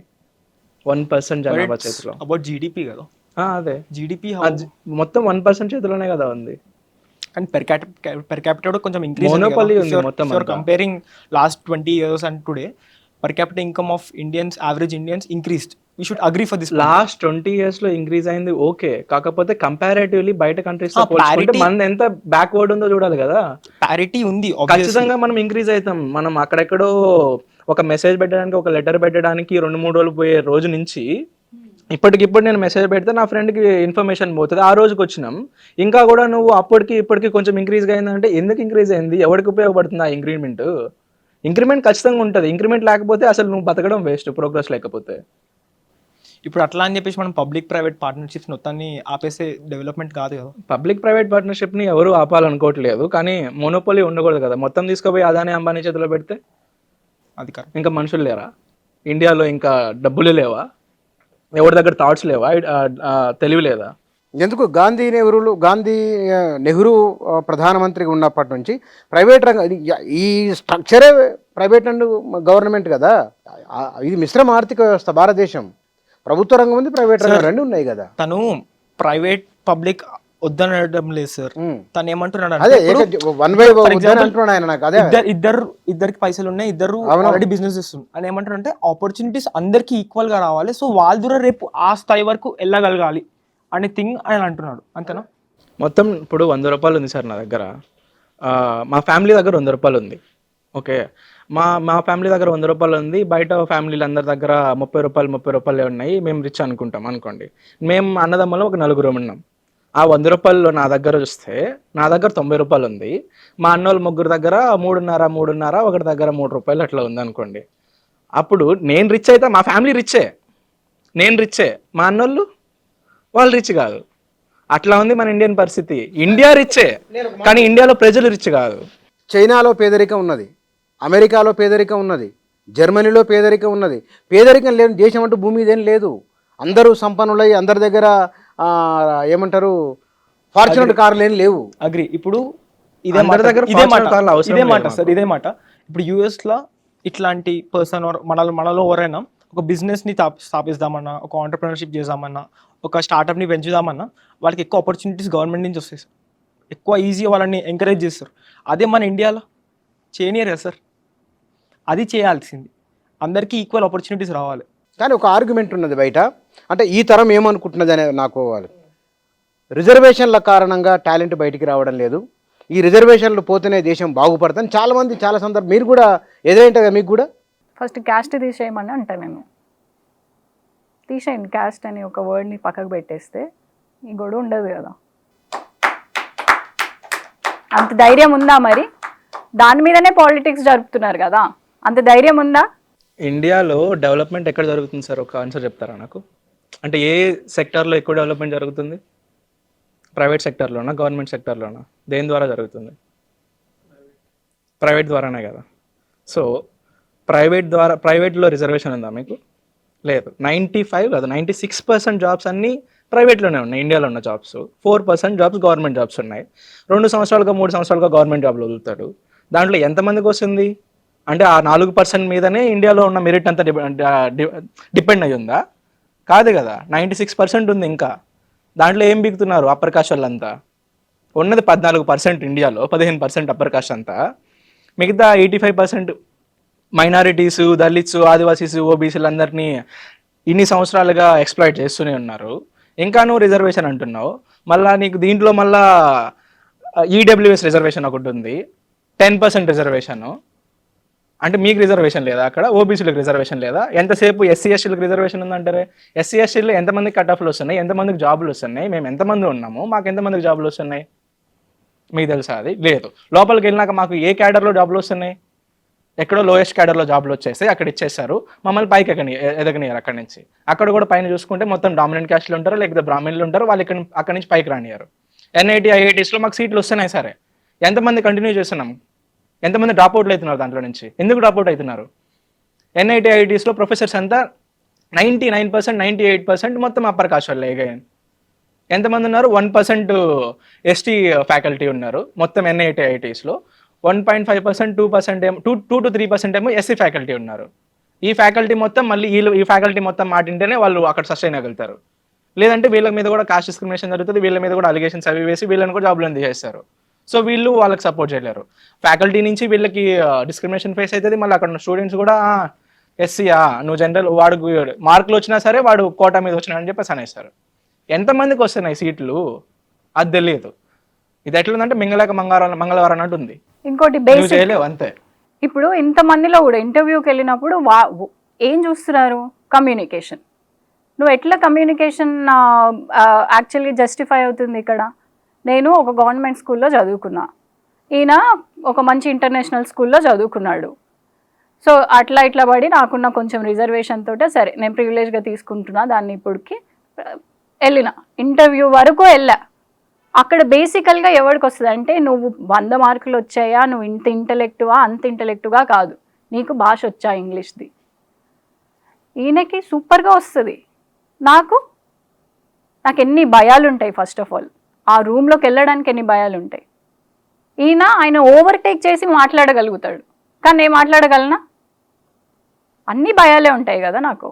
అక్కడి వరకు వెళ్ళిన తర్వాత కూడా ఒక ఇంజస్టిస్ జరుగుతుంది జస్ట్ బికాస్ నాకు కమ్యూనికేషన్ రాకపోవడం వల్ల. ఇది చిన్నప్పటి నుంచే గ్రూమ్ చేస్తున్నారు కదా వీళ్ళకి, ఇంటర్నేషనల్ స్కూల్స్ అని, ఆ స్కూల్స్ అని, ఈ స్కూల్స్ అని. అంత గ్రూమ్ చేసిన వాడికి ఎంత టాలెంట్ ఉంటుంది అక్కడికి వెళ్ళిన తర్వాత. I mean basically if you talk about the talent in a way of communication and what ever, నాకెంత ఉంటుంది? ఎవరు చూస్తున్నాడు అసలు అదంతా? అండ్ ఆల్సో ఎంత యాక్సెస్ ఉంది ఆయనకి యాక్చువల్గా. ఒక 14 ఇయర్స్కో 16 ఇయర్స్కో వేరే దేశానికి వెళ్ళొస్తాడు. నేను పక్క ఊరికి కూడా వెళ్ళలేను. అండ్ యాజ్ ఎ ఉమెన్ అసలు పక్క గల్లీకి కూడా వెళ్ళలేను. అంతెందుకు పక్కింటికి కూడా వెళ్ళలేను కదా నేను. నాకు ఎట్లా అవగాహన వస్తుంది? నాకు ఏం తెలుస్తుంది? నాకు అక్కడి వరకు నేను ఎట్లా రీచ్ అవ్వగలుగుతా? మరి ఏం చేయాలి దీనికి మరి? కానీ ఒక point, I agree to most of your points. And small thing, వాళ్ళ డాడీ చిన్నప్పటి నుంచి ఎంతో కష్టాలు పడి ఆ స్థాయి వరకు వచ్చిండు కదా. మా డాడీ ఏం చేసిండు? మీ డాడీ కూడా వచ్చిండు. మా డాడీ ఎంతో కొత్త కష్టాలే పడ్డాడు. అవునవును, అగ్రీ టు ఇట్. ఎవరు ఆయనకి ఫ్రీగా? నేను ఏమంటున్నా అంటే వీళ్ళ డాడీ కష్టపడ్డందుకు వాళ్ళ కొడుకుని హైయెస్ట్ పొజిషన్లో చూసామని ట్రై చేసిండు. మీ డాడీ కూడా హైయెస్ట్ పొజిషన్లో చూసామని ట్రై చేసిండు. కానీ ఒక పాయింట్ ఆఫ్ ది టైంలో you should get the reservation, I agree. But you become privilege. మళ్ళీ వీళ్ళ డాడీ లాగా మీకు పిల్లల్ని ఇంటర్నేషనల్ స్కూల్స్లో పంపించడానికి ఆ రేంజ్ వరకు మీరు ఆ రిజర్వేషన్ యూజ్ చేసి వచ్చారు. That's perfectly fine, that's how it should be. కానీ after that also you're getting reservation for your kids అంటే ఎవరికి వచ్చిందని ఇక్కడ స్టార్ట్స్ ఏమైనా ఉన్నాయా? ఎంతమందికి వచ్చిందని చెప్పేసి లేవు కదా. 70 years 80,000 90,000 చైల్డ్ లేబర్ తెలంగాణలో ఉంటే అందరు SC SCలు దాంట్లో. తెలుసు కదా ఇది. అండ్ ఆల్సో ఇప్పుడు నువ్వు అంటున్న దానికి ఒకవేళ మా ఊరే చూసుకుంటే నేను ఒక్కదాన్ని ఇక్కడ కూర్చున్నా, మిగతా వాళ్ళందరూ ఎక్కడున్నారు? అక్కడే అదే ఊర్లో పనులు చేస్తున్నారు. అండ్ ఇంకోటి, మా నాన్న ఫస్ట్ జనరేషన్ చదువుకోవడంలో అక్కడి వరకు రావడంలో, నేను ఈ స్థాయి. ఇంకా నేను ఎక్కడున్నా? ఇలా నా పిల్లలు ఇంకెక్కడ ఉంటారు? అసలు వాళ్ళ ఉన్న స్టేట్కి నేనున్న స్టేట్కి అసలు ఎక్కడ ఎంత తేడా ఉంది అసలు? Also how long it takes by యాక్చువల్గా. ఆల్సో ఇక్కడ ఇంకొకటి ఏంటంటే, నేను ఒక బ్రాహ్మణ్ ఫ్యామిలీలో పుట్టా, లేకపోతే అప్పర్ కాస్ట్ ఫ్యామిలీలో పుట్టా. నా ముందు జనరేషన్ మా నాన్న, మా అమ్మ, మా తాతోళ్ళు అందరూ చదువుకున్నారు. వాళ్ళు నన్ను పెంచే విధానం వేరే లెక్క ఉంటుంది. నేను వాళ్ళ ముందర వాళ్ళు మాట్లాడే విధానాన్ని బట్టి నేను సగం నేర్చుకుంటా. ఎట్లా మాట్లాడాలి, ఎట్లా ఆర్టికులేట్ చేయాలి, ఏం చదవాలి, ఏం చూసుకోవాలి అని చెప్పేసి. ఓకే, నేను అప్పుడు ఎక్కడ ఉంటా, 100 మీటర్లు రేస్ ఉంటే నేను ఆల్రెడీ 50 మీటర్స్ వచ్చేసిన వీళ్ళందరి వల్ల. ఇంకొక ఫ్యామిలీలో నేను పుట్టిన, ఆ ఫ్యామిలీలో మా నాన్న చదువుకోలే, మా అమ్మ చదువుకోలే. నేనే చదువుకోవాలి, నేనే మొత్తం చూసుకోవాలి, నేనే బయటకు రావాలి, నేనే ఏం చదవాలో డిసైడ్ అవ్వాలి. లేకపోతే ఎక్కడికైనా పోయి అడగాలి. నా ఆర్టికులేషన్ సరిగ్గా ఉండదు, నాకు మాట సరిగ్గా ఉండదు, నేను ఏం చదవాలో తెలియదు, నాకు సపోర్ట్ లేదు, నాకు గ్రూమింగ్ లేదు. ఇక్కడ వీడికి తెలివంతా ఉంది కాబట్టి వీడు ఈజీగా గ్రాస్ చేసుకుంటాడు, వాడికి ఆర్టికులేషన్ ఉంది కాబట్టి. ఇప్పుడు దీంట్లో గమనించాల్సింది ఏమిటంటే, కులము ఒక అంశం అయితే, రెండోది తెలివితేటల్లో ఫలానా కులంలో పుట్టిన వాళ్ళకి బాగా తెలివి ఉంటుంది అనడానికి ఏం లేదు. మరి గద్దర్ అన్ని పాటలు రాసిండు, గొర్రెడు వెంకన్న అన్ని పాటలు రాసిండు. చెప్తున్నా నేను మీకు ఉదాహరణ, చెప్పిన ఒక ఉదాహరణ. అంటే మనం ఆ ప్రతిదాన్ని కులంతో ఎందుకు లింకప్ చేయాలి? అయినా కులం గురించి ఎన్ని రోజులు, అది కులం గురించి ఎన్నాళ్ళు మాట్లాడుకోవాలి? రోజులు కులం గురించి మాట్లాడుకోవాలి. ఎన్ని రోజులు మాట్లాడతారు? కులం ఉన్నన్ని రోజులు, ఇక మాట్లాడిన రోజులు కులం ఉంటుంది, మాట్లాడిన కులం ఉంటది, వరకు ఉంటది. మాట్లాడడం, కులం గురించి మాట్లాడడం అనేది వేరు. ఇప్పుడు గత కాలం గురించి, మొఘల్స్ గురించి మాట్లాడుతున్నాం. ఇప్పుడు మొఘల్స్ ఉన్నారా? లేరు. కులం ప్రభావం పోయినప్పుడు కులం గురించి మాట్లాడినా అదేం పెద్ద ప్రభావం చూపదు ఈ సమాజం మీద. నరేటివ్ చేంజ్ అవ్వాలి కదా. కాదు, ఇన్ని ఇయర్స్ అయిపోయింది, నరేటివ్ చేంజ్ అవ్వాలి కదా. ఇప్పుడు కులం గురించి సేమ్ మళ్ళీ అదే కొట్లాట, అదే మాట. అర్థమైంది ఏమిటంటే, జెన్జీలో కూడా ఆ కుల భావన బలంగానే ఉన్నది. అంటే మీరు రాజకీయ పరంగా వ్యతిరేకించినప్పటికీ విధానాలను మళ్ళీ సమాజ పరంగా మనుషుల మధ్య విభజన కొనసాగుతున్నది అనుకో. పోటీ ఎప్పుడైతే సమానంగా మొదలవుతుందో, ఇప్పుడు ఒకరు ముందుకు ఆల్రెడీ రీచ్ అయిపోయి వాళ్ళ స్టాండర్డ్స్ అన్ని వేరే ఉండి నా స్టాండర్డ్స్ అన్ని ఉన్నప్పుడు అక్కడ పోటీ ఎన్ని రోజుల పాటు అక్కడ పోటీ ఇన్ఈక్వల్ గా పోటీ మొదలవుతుందో అప్పటి వరకు ఉంటది కులం ఈ సమాజంలో. కానీ నేను అదే అన్న, మనం మాట్లాడినప్పుడు జాతీయత అనేది ఒకటి చాలా ప్రధానమైంది, నేషనాలిటీ. ఆ నేషనాలిటీ మనుషుల మధ్య కుల భావనను పక్కన పెట్టి మనందరం భారతీయులం, మనందరం మనుషులం అనే ఒక అత్యున్నతమైన భావనలోకి వస్తాం. ఎన్నాళ్ళని దీని గురించే మాట్లాడుతూ ఇవాళ SC STలకు రిజర్వేషన్ కులం కారణంగా వచ్చింది, ఇవాళ మళ్ళీ అగ్రకులాలకు రిజర్వేషన్. అంటే తిరిగి మళ్ళీ అక్కడికే కులాన్ని మరింత బలం చేసుకుంటూ వెళ్ళిపోతున్నాం కదా, దీన్ని వద్దని అనుకోవట్లేదు కదా. అది ఎవరు అనుకోవాలి? కులం వద్దని కులాలు అనుకోవాలి, నిమ్న వర్గాలు కాదు. మనం ఎంతసేపు కూర్చుని కులం వద్దు అనుకున్నా అది మనని వదిలేసిపోదు. సో ఇప్పుడు ఫారెన్కి వెళ్ళినటువంటి అగ్రవర్ణాలు అక్కడ కూడా రీసెంట్గా క్రికెట్ మ్యాచ్ పెట్టుకున్నారు, ఒకటి కమ్మ వాళ్ళు, ఒకటి కాపు వాళ్ళు. సో కులం ఎక్కడ పోతుంది? మనం ప్రపంచానికి కులాన్ని అంటిస్తున్నాం, మనం ఎట్లా వదిలించుకోగలుగుతున్నాం? ఒక స్మాల్ క్వశ్చన్ చెప్పండి. ఇప్పుడు జెన్జీ నుంచి కాస్టిజం కొంచెం అని తగ్గిందని మీరు నమ్ముతారా, లేకపోతే అసలు మంచి తగ్గలేదా, ప్రశ్న. సేమ్ చప్పట్లు సేమ్ ఉందని నమ్ముతారా? మంచి మంచి గుడ్ క్వశ్చన్. ఇక్కడ మ్యాటర్ అంటే లైక్ ది నెక్స్ట్ జనరేషన్ మీరు చూస్తున్నారు ఇక్కడ మ్యాటర్ అంటే కాస్టిజం తగ్గలేదు, దాని ఫామ్ని చేంజ్ చేసుకుంది. ఇంతకు ముందు నన్ను డైరెక్ట్గా నేను ఒక 20 సంవత్సరాల ముందర నేను అక్కడ 20 కాదు 1988 కాస్ట్ అట్రాసిటీస్ వచ్చింది కారంచెడు ఇన్సిడెంట్ తర్వాతే కదా. 85 తర్వాత వచ్చింది. Yes, దానికి ముందర నన్ను డైరెక్ట్గా వచ్చేసేవరే మాలోడా మాది కూడా ఎవడన్నా అంటే నేనేం బీకలేను, నేను గమ్మున అనిపించుకొని పోవాల్సిందే. అదే ఇప్పుడు వచ్చి నువ్వు నన్ను అన్నావు అనుకో, నేను పోయి నీ మీద ఎస్సీ ఎస్టీ అట్రాసిటీ కేసు పెడతా, దానివల్ల నువ్వు మూసుకొని ఉంటావు. అంతేగాని నీకు ఏదో వీళ్ళపైన నాకు మార్పు వచ్చేసింది, నేను మనిషిని అయిపోయినా, నాకు ఎంపతి ఉందని కాదు. ఇప్పుడు కూడా ఉంది హేట్రెడ్. 35 మార్కుల వాడ అంటున్నారు, రైస్ బ్యాగ్ అంతే. అంటున్నారు. సో ఫామే మారింది కదా, ఫామ్ మారింది అంతే, డిస్క్రిమినేషన్ మారలేదు. రిజర్వేషన్ బ్యాచ్ వాడా అంటున్నారు.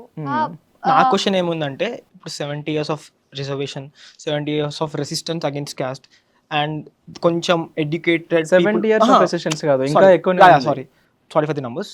ఇన్ని ఏళ్ళ నుంచి అయినా మన పోరాటాలు కాస్టిజంని అన్హైలైట్ చేయడానికి, దాన్ని రిజెక్ట్ చేయడానికి కొంచెమైనా చేంజ్ స్టార్ట్ అయిందా లేదా అని నా క్వశ్చన్. ఇప్పుడు నెక్స్ట్ జనరేషన్ నుంచి అయినా చేంజ్ స్టార్ట్ అయింది. నేను ఇక్కడికి వచ్చి ఇక్కడ కూర్చొని కాలు మీద కాలు వేసుకొని మాట్లాడుతున్నాను అంటే చేంజ్ వల్లనే అయ్యింది, లేకపోతే మాట్లాడలేను కదా. ఇక్కడికి వచ్చి నేను మాట్లాడడానికి నేను చొక్కా వేసుకున్నా, కాటన్ చొక్కా వేసుకున్నా, స్టిచ్డ్ ప్యాంట్ వేసుకున్నా, వాచ్ పెట్టుకున్నా క్యాషియోది. మరి కూర్చొని మార్పును ఎందుకు గుర్తించట్లేదు?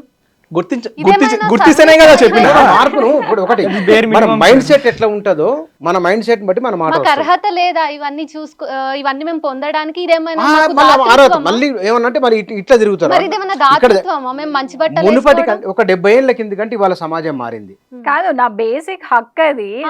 నువ్వు ఎట్లా కూర్చున్నావో నేను అట్లనే కూర్చున్నా, కాకపోతే నేను చెప్పుకోవాల్సి వస్తుంది.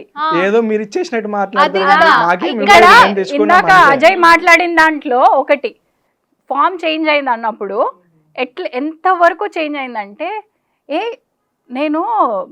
మేము రెడ్డిసే, కాకపోతే వాళ్ళని ఇంట్లోకి పిలిచి మేము అన్నం పెడతాం, మాతో పాటే పెరిగాడు వాడు. మా పనామెకు కూడా వేరే ప్లేట్ ఉండదు, మా ప్లేట్స్ తో సమానంగానే ఉంటది. మీరు ఒంగోలుకి రండి, లేదంటే ఇంకా చాలా ప్రాంతాలకు మనం వెళ్దాము. ఒకవేళ ఎవరైనా దళిత్ వైట్ డ్రెస్ వేసుకున్నా, ఐరన్ చేసిన డ్రెస్ వేసుకున్నా ఎచ్చిలోకపోతున్నాడేంట్రా అని అంటారు. తెలంగాణ సమాజంలో కూడా అది ఉంటుంది కదా. రీసెంట్గా నేను మా ఫ్రెండ్ వాళ్ళ అమ్మ చనిపోయింది, అతను ఒక ఉద్యమకారుడు.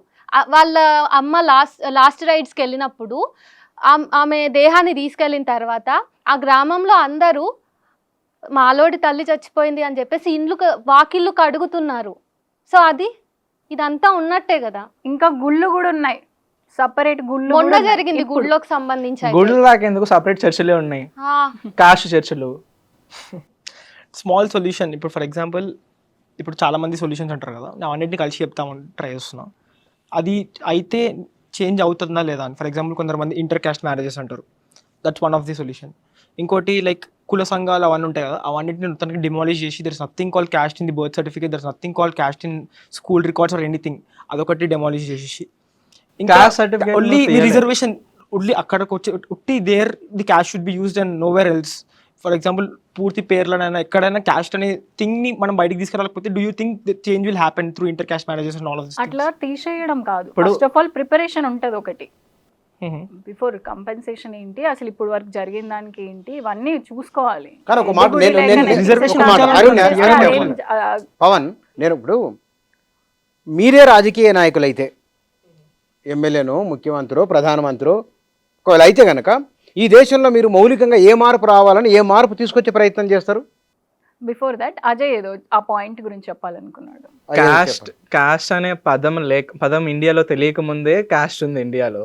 నువ్వు కాస్ట్ సర్టిఫికేట్ని తీసేస్తా, కాస్ట్ని తీసేస్తా అంటే బుర్రలో నుంచి పోదు కదా, మనిషి మారాలి. నువ్వు అంటున్నట్టు సివిక్ సైన్స్ గురించి పోరాడుతున్నావు కదా, కాస్ట్ గురించి, క్యాపిటలిజం గురించి, మనిషి హక్కుల గురించి, మానవ హక్కుల గురించి, తర్వాత చెట్ల గురించి, తర్వాత సివిక్ సైన్స్ గురించి లాస్ట్లో మనం మాట్లాడుకుంటే సెట్ అవుతుంది. మానవ హక్కులు ఇంపార్టెంట్ ఫస్ట్ ఆఫ్ ఆల్. మనకి ఇండియాలో మానవ హక్కులు లేవు, మానవ హక్కులు లేవు. ఎక్కడ నిలబడుతున్నాయి మానవ హక్కులు? లేనిదే ధైర్యం గురించి మాట్లాడగలుగుతున్నావు, నీ అభిప్రాయాన్ని వ్యక్తం చేస్తున్నావు. ఇది మానవ హక్కా? మాట్లాడడం కూడా ఒక హక్కే. నాకు హక్కు ఉంది, నాకు కాన్స్టిట్యూషన్లో రాసింది, లేకపోతే నన్ను మాట్లాడించాలి అంటే నేను బస్ ఎక్కనియకపోతే నీ హక్కును హరించినట్లు. నువ్వు హైదరాబాద్ మెట్రో ఎక్కకుండా నేను ఆపితే నీ హక్కును హరించి జరుగుతున్నాయి కదా నువ్వు ఇంకా హోటల్కి వెళ్ళి భోజనం చేస్తే నేను బయటికి వెళ్ళిపోతే నీ హక్కును హరించినట్లు. అంతకంటే జరుగుతున్నాయి కదా. సున్నితమైన మానవ హక్కుల హననం కూడా ఉంటది మన దేశంలో. ఇది భారతదేశం కదా, కులాధారిత దేశం కదా. ఇక్కడ అంతకంటే సూక్ష్మమైనటువంటి స్థాయిలో కూడా కులం అనేది పనిచేస్తుంది. ఎక్కడ ఇండైరెక్ట్ గానే నడుస్తూ ఉంటది. ఇప్పుడు ఇంటర్వ్యూ ఉంటది, ఏదైనా జాబ్ ఇంటర్వ్యూ, నా రెజ్యూమే అక్కడికి వెళ్ళే కంటే ముందే నా కులం వెళ్ళిపోతుంది ఆటోమేటిక్గా. అంతెందుకు నా కులం ఏంటి తెలుసుకోవడానికి ఎంతమంది నా చుట్టూ ఉన్నటువంటి ఫ్రెండ్స్కి కాల్స్ చేసిండ్రు, వాళ్ళు ఉద్యమకారులు ఉండటం, ఇవన్నీ నేను తెలుసుకున్నాక కులం తెలుసుకున్నాక ఉద్యమకారులు ఎట్లయితారు వాళ్ళు? మరి అది మనం మాట్లాడుకోవాలి. కాబట్టి ఇప్పుడు ఈ తరానికి సంబంధించి ఏదైనా సరే రాజకీయ నిర్ణయమే అంతిమంగా సమాజంపైన ప్రభావం చూపిస్తుంది. మీలాంటి ఇప్పుడు ఉదాహరణకు మనకు 2010 ఆ ప్రాంతంలో ఈజిప్ట్లో ఒక పెద్ద ఉద్యమం వచ్చింది ఫేస్బుక్ ద్వారా, గుర్తుంది, మీరు ఫాలో అయింటారు ఫేస్బుక్ ద్వారా, తెహరీర్ స్క్వేర్ దగ్గర. ఆ తర్వాత ఆక్యుపై వాల్ స్ట్రీట్ అనే ఒక మూమెంట్ వచ్చింది. దాని స్ఫూర్తినే మనకు తెలంగాణ ఉద్యమంలో మిలియన్ మార్చ్ వచ్చింది, అవునా లేదా? దాని స్ఫూర్తినే అన్నా హజారే ఉద్యమం, కొన్ని లక్షలాది మంది యువత పాల్గొన్నారు. ఇదంతా కూడా ఒక రాజకీయ పరంగా మీలాంటి వాళ్ళు ఒక ఆలోచన చేసి ఇవాళ ఒక నిరసనగా ఒకటి వచ్చింది, ఏది CJP అని, అదే జనతా కాక్రోచ్ పార్టీ, ఒక నిరసన రూపం అది. దీన్ని నిర్మాణాత్మకంగా మీరైతే కనుక ఏం చేస్తారు సమాజానికి, మీరైతే ఏం మెసేజ్ ఇస్తారు? అది ఇది ఒక పర్ఫార్మేటివ్ యాక్టివిజంలా కాకుండా ఈ కాక్రోచ్ జనతా పార్టీ ఏదైతే ఉందో ఇంకా పొలిటికల్లీ ఐడియాలజికల్గా ఇంకా స్ట్రాంగ్ అవ్వాలి అని అనుకుంటున్నాను నేను. ఎందుకనంటే అవుట్ ఆఫ్ నోవేర్ ఒక సోషల్ మీడియా పేజ్లో వచ్చి ఒక 5 మేనిఫెస్టోలు ఏవైతే ఉన్నాయో, ఎందుకంటే అది ఎవరైతే దాంట్లో ఇంక్లూడ్ అయ్యాలో వాళ్ళ నుంచి పుట్టలేదు. ఈ 21 మిలియన్ పీపుల్ నుంచి అది డెమోక్రటిక్గా వాళ్ళది పుట్టలేదు. అండ్ ఆల్సో అది ఎట్లా పోర్ట్రే అవుతుంది, ఇప్పుడు నేను జెన్జీ, ఈయన జెన్జీ, ఆయన జెన్జీ, అందరికీ అదే ఒపీనియన్ ఉందా అనేది ఫస్ట్ తెలుసుకోవాలి. He is representing whole youth, and whole youth అసలు ఏం మాట్లాడుకుంటున్నారు? 19.2 మిలియన్, అది 20 మిలియన్ పీపుల్ అందులో ఫాలో అవ్వడంలో ఉంది. కానీ అసలు ఆ 5 పాయింట్లు వాళ్ళైనా ఎక్కువ చదివారా లేదో తెలీదు. సో నేనేమంటున్నా అంటే యువతకి అంత శక్తి ఉంది, అంత పవర్ ఉంది యాక్చువల్గా. బట్ యువత ఇంకొంచెం అవగాహన పెంచుకోవాలి, పొలిటికల్గా చాలా అవేర్ ఉండాలి. అవేర్ ఉండి ఇంకొన్ని రోజులు అనలైజ్ చేయాలి, దాన్ని ఇంకొన్ని రోజులు స్టడీ చేయాలి, ఏం జరుగుతుంది, ఎట్లా తీసుకెళ్తున్నారు, అది ఎవరైతే దాన్ని పర్ఫామ్ పెట్టారో ఆ లీడర్ ఎలాంటి వ్యక్తి, ఏంటి ఎలాంటి వ్యక్తి, మీకు స్టడీ చేసినా మీరు? ఎలాంటి వ్యక్తి in the sense A ideology as per like నేను ఇప్పుడు వరకు చూసినంత వరకు అయితే కొంత నాకైతే ఓకే అనిపించినా కానీ ఇంకొన్ని ఆయన కూడా చాలా పొలిటికల్గా అవేర్ అవ్వాలి, ఇంకొంత స్ట్రాంగ్ పాయింట్స్ పెట్టగలగాలి, ఇంకొంత మంచి అవగాహన తెచ్చుకోవాలి అని నేను అనుకుంటున్నా. అదే మీరు ఇందాక అన్నమాట ఏంటంటే దానికి ఒక ఫిలాసఫీ లేదన్నారు కదా, ఐడియాలజీ లేదనట్లేదు, ఉందో లేదో చెప్పట్లేదు, అది ఎంత తొందరగా ఎట్లా ఒక 15 days అయ్యింది అండ్ కొంతవరకు మనకు అర్థమయ్యింది. ఆ అర్థమయ్యే లోపే ఒకడు వస్తాడు, వాడు US అంటాడు, వాడు యాంటీ నేషనల్ అంటాడు. ఆయన అర్థమయ్యే లోపే నీకు తెలుసా ఆయన దళిత్ అని అంటాడు. అసలు ఇవన్నీ ఎందుకు వస్తున్నాయి మధ్యలో? ఎవరో ఒకరు ఏదో ఒకటి చేస్తున్నారు కదా. అసలు వాడు ఏం చేయాలనుకుంటున్నాడు, ఏం చెప్పాలనుకుంటున్నాడు? ఆయన అక్కడెక్కడో ఉన్నాడు, ఇక్కడ మొత్తం ఇది ట్రెండ్ అవుతుంది, ఆ తర్వాత మనం అందరం కూర్చున్నాం, డిబేట్లు చేస్తున్నాం. సో ఇంకా చర్చలు పెట్టాలి దాని మీద, అసలు అది ఫాలో అప్ ఉండాలి దేనికైనా. మీడియా ఛానల్స్ కూడా ఒక ట్రెండ్ అవ్వగానే దాన్ని తీసుకొచ్చి హడావిడి చేసి దాని గురించి చర్చ పెట్టి ఒక ఇంటెలెక్చువల్ స్పేస్ లాగా క్రియేట్ చేసి దాని మీద ఇంత డిబేట్ చేసేటప్పుడు దాని ఫాలో అప్ కూడా ఉండాలి, అసలు ఎటు పోతుంది అనేది ఇది రావాలి. అంతేగాని పర్ఫార్మేటివ్ యాక్టివిజం కానీ పర్ఫార్మేటివ్ ఏదైతే స్పేస్ క్రియేట్ చేస్తున్నామో అది ఉండకూడదు. అది ఉన్నప్పుడు ఏమవుతుంది, 4 రోజులు ఇది రేజ్ బీట్ లాగా ఉంటుంది, 4 రోజుల తర్వాత చల్లబడిపోతుంది. తర్వాత ఇంకా పెద్ద మనుషులందరూ కలిసి, ఓల్డ్ పీపుల్ అంతా కలిసి యువత ఏంటి ఏం చేయరు, ఆ రోజు చూసాం కదా ఈరోజు ఇట్లా అయింది అని అంటారు.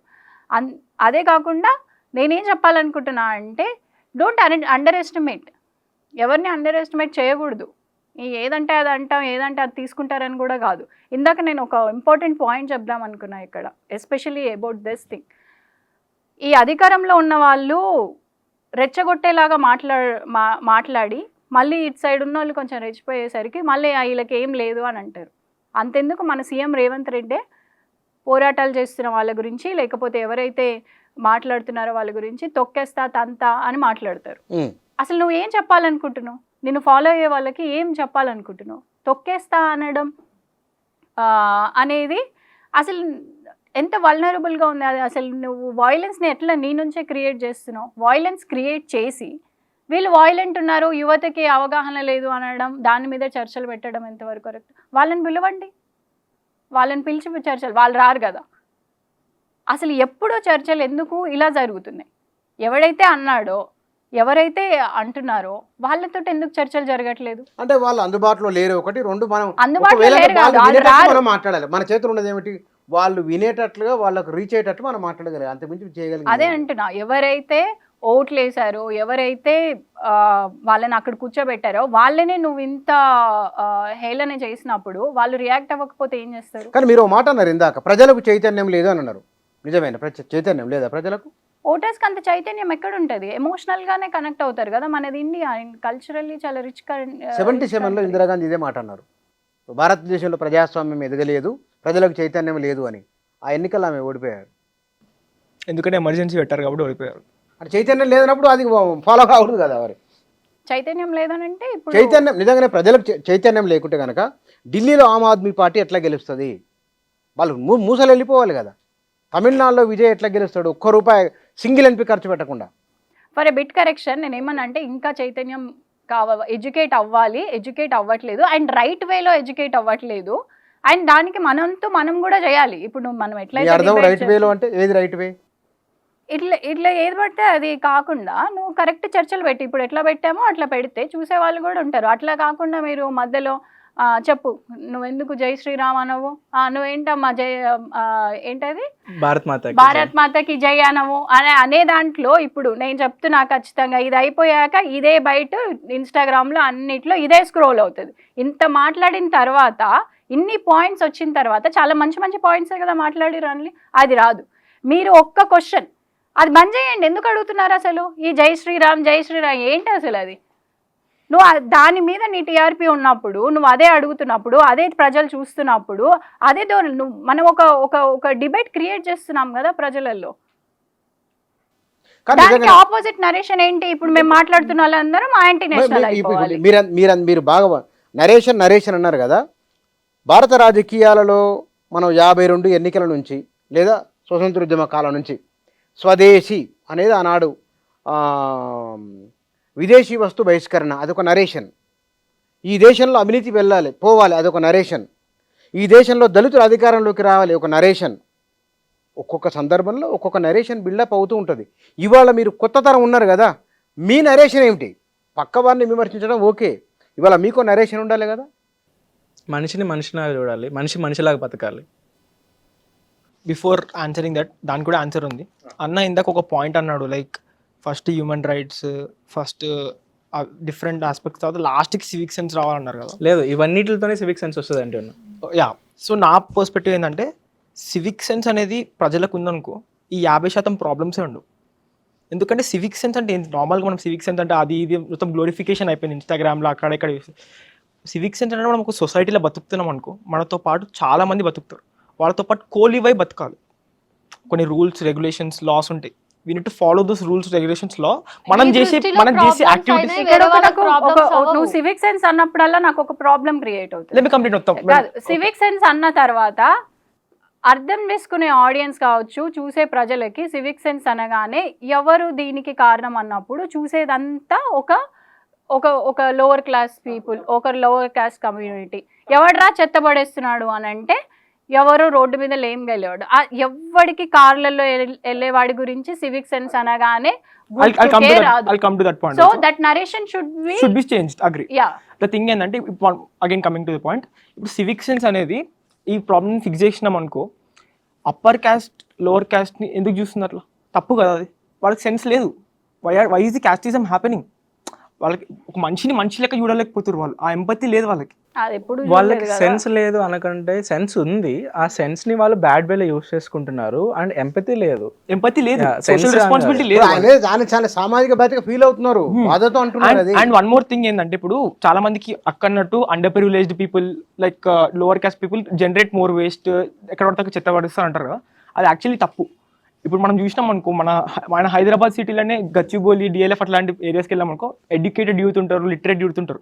వాళ్ళు చేసే వాళ్ళు ఇంకెక్కువ రోడ్ల మీద పడేస్తారు, ఎక్కడ పడితే అక్కడ ఇంకా చాలా చెత్త, ఇంకా చాలా ప్రాబ్లమ్స్ వాళ్ళు ఎక్కువ క్రియేట్ చేస్తారు. అది వన్ థింగ్. ఇంకోటి ఇప్పుడు అండర్ ప్రివిలేజ్ పీపుల్, లో పీపుల్ మీద మనం అట్లా నరేటివ్ పడేయొద్దు సివిక్ సెన్స్ వాళ్ళకి లేదని. ఎందుకంటే వాళ్ళు ఒక పూటకి కష్టపడి బతికేటోళ్ళు, వాళ్ళకంత పర్చేసింగ్ పవర్ కూడా లేదు. లైక్ కొనేసి ఇంట్లో లైక్ చాక్లెట్లు పడేయడమైనా ఏది పడేయడమైనా. Problem is this people problem or a system problem? ఇప్పుడు నేను ఏమంటున్నా I'm అంటే trying to say, కాదు, if నేను the system ఏమంటున్నా needs to అంటే change, people should change అని. ఎవరైనా ఒక బీహార్ నుంచి వచ్చిన బికాజ్ సో కాల్డ్ నరేటివ్ అట్లుంది కాబట్టి నేను What అది Bihar quote is- చేస్తున్నా. okay, okay. ఎవరైనా వచ్చినప్పుడు ఎయిర్పోర్ట్కి వెళ్తాం, పడేస్తాడా చెత్త? నేను పడేయడు కదా. అగైన్ కమింగ్ టు పాయింట్, నేనేమంటున్నా, is it a system problem or A people problem? Again coming to this 2 points అంటే నువ్వు చెప్పు, క్యాస్ట్ గురించి అంటున్నావు కదా. ఇప్పుడు ఎవరైతే సోకాల్డ్ అప్పర్ క్యాస్ట్ పీపుల్ ఉన్నారో వాళ్ళు వీళ్ళని తక్కువ చేసి చూస్తున్నారు అన్నప్పుడు డైరెక్ట్ కోట్ చేయి.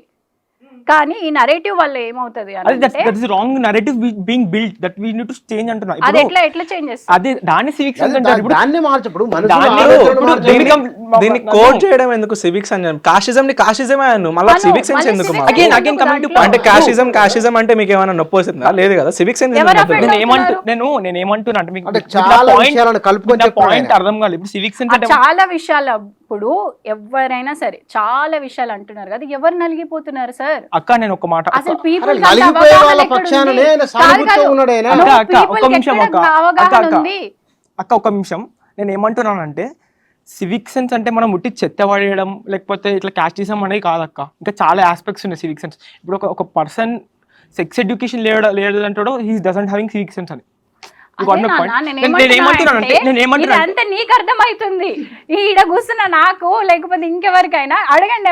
అర్థమయ్యేది మరి అర్థం చేస్తున్నాడు కదా. Let me complete. అది అర్థమయ్యే లోపే ఇప్పుడు ఒక సోషల్ మీడియాలో పోస్ట్ పెట్టిండు అనుకో సివిక్ సెన్స్ అని, అందరు క్లీనప్ డ్రైవ్లకు వస్తారు. నేను కూడా చేసిన, నేను ప్రతి వారం క్లీనప్ డ్రైవ్లకు వెళ్తున్నా, వస్తారు, నేను చూస్తా, అబ్జర్వ్ చేస్తా, అన్ని చేస్తా. వచ్చిన మాట ఈడ స్లమ్ములు ఉన్నాయి కదా, వీళ్ళని తీసేస్తే చాలు, ఈడ చెత్త పడదు అని అంటారు. ఇంకొక పేరు పెట్టు దానికి. నేను ఏమంటున్నా, let me come again. Civic sense in my perspective ఏంటంటే everyone should be conscious. మనం మెంటాలిటీస్ చేంజ్ కావాలి. అసలు కాన్షియస్ అంటే ఏంటి ఎవరికైనా తెలుసా? తెలుగులో ఎవరికైనా తెలుసా? కాన్షియస్నెస్ అనేది ఒకటి ఉంటది ఈ ప్రపంచంలో, ఎవరిని పడితే వాళ్ళని ఎంపతి అనేది ఒకటి ఉంటది తెలుసా? అంత వెనుకబడి ఉన్నామని చెప్తున్నాను నేను అనే పాయింట్ కూడా ఏంటంటే, మనం డైరెక్ట్ సివిక్ సెన్స్ అని చెప్పేసి అనకుండా మనకున్న రూటెడ్ ప్రాబ్లమ్స్ ఏమున్నాయో దాని పేరుతోనే పిలుస్తూ తర్వాత మనం దీని మొత్తాన్ని సివిక్ సెన్స్ అనొచ్చు.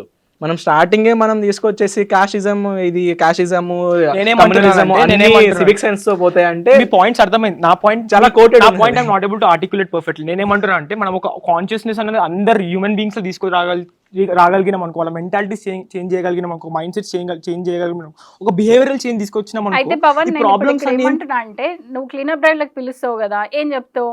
బై చెత్త పడేయొద్దు, గవర్నమెంట్ ఇదేం చేస్తుంది. అందులో ఎంతమందికి ఇప్పుడు వరకు చూడు, అమ్మాయిలని ఒక ఆబ్జెక్టిఫైగా చూడకూడదు, క్యాస్ట్ అనేది తప్పు, ఇలాంటి ఇంతవరకు ఎప్పటి వరకు చెప్పినావు? అక్క ఒక మాట చెప్పాలా, నేను క్లీనప్ డ్రైవ్ చేస్తానా, క్లీనప్ డ్రైవ్ గంటన్నర అవుతుంది, ఇంకా గంటన్నర కూర్చొని ఇవే మాట్లాడతాం అక్క. We should not comment a girl, we should not harass a girl.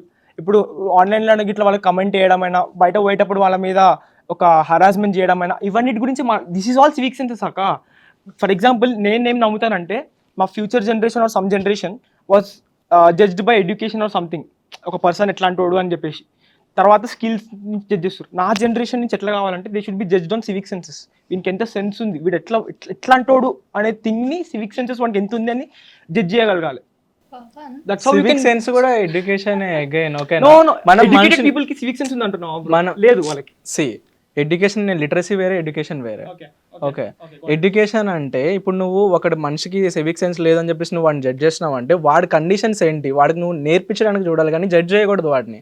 అరే బాయ్, మా ఊర్లో ఎవరికి సివిక్ సెన్స్ ఉండదు, నాకు కూడా సివిక్ సెన్స్ ఉందో నాకు లేదు తెలియదు, నేను ఇంకా లెర్న్ చేసుకుంటున్నా, నేర్చుకుంటున్నా, చాలా జరుగుతున్నాయి. నేను 100% సివిక్ సెన్స్ మనం జడ్జ్ చేయకూడదు. తెలిసినంత వరకు నేను స్ప్రెడ్ చేయగలుగుతున్నా.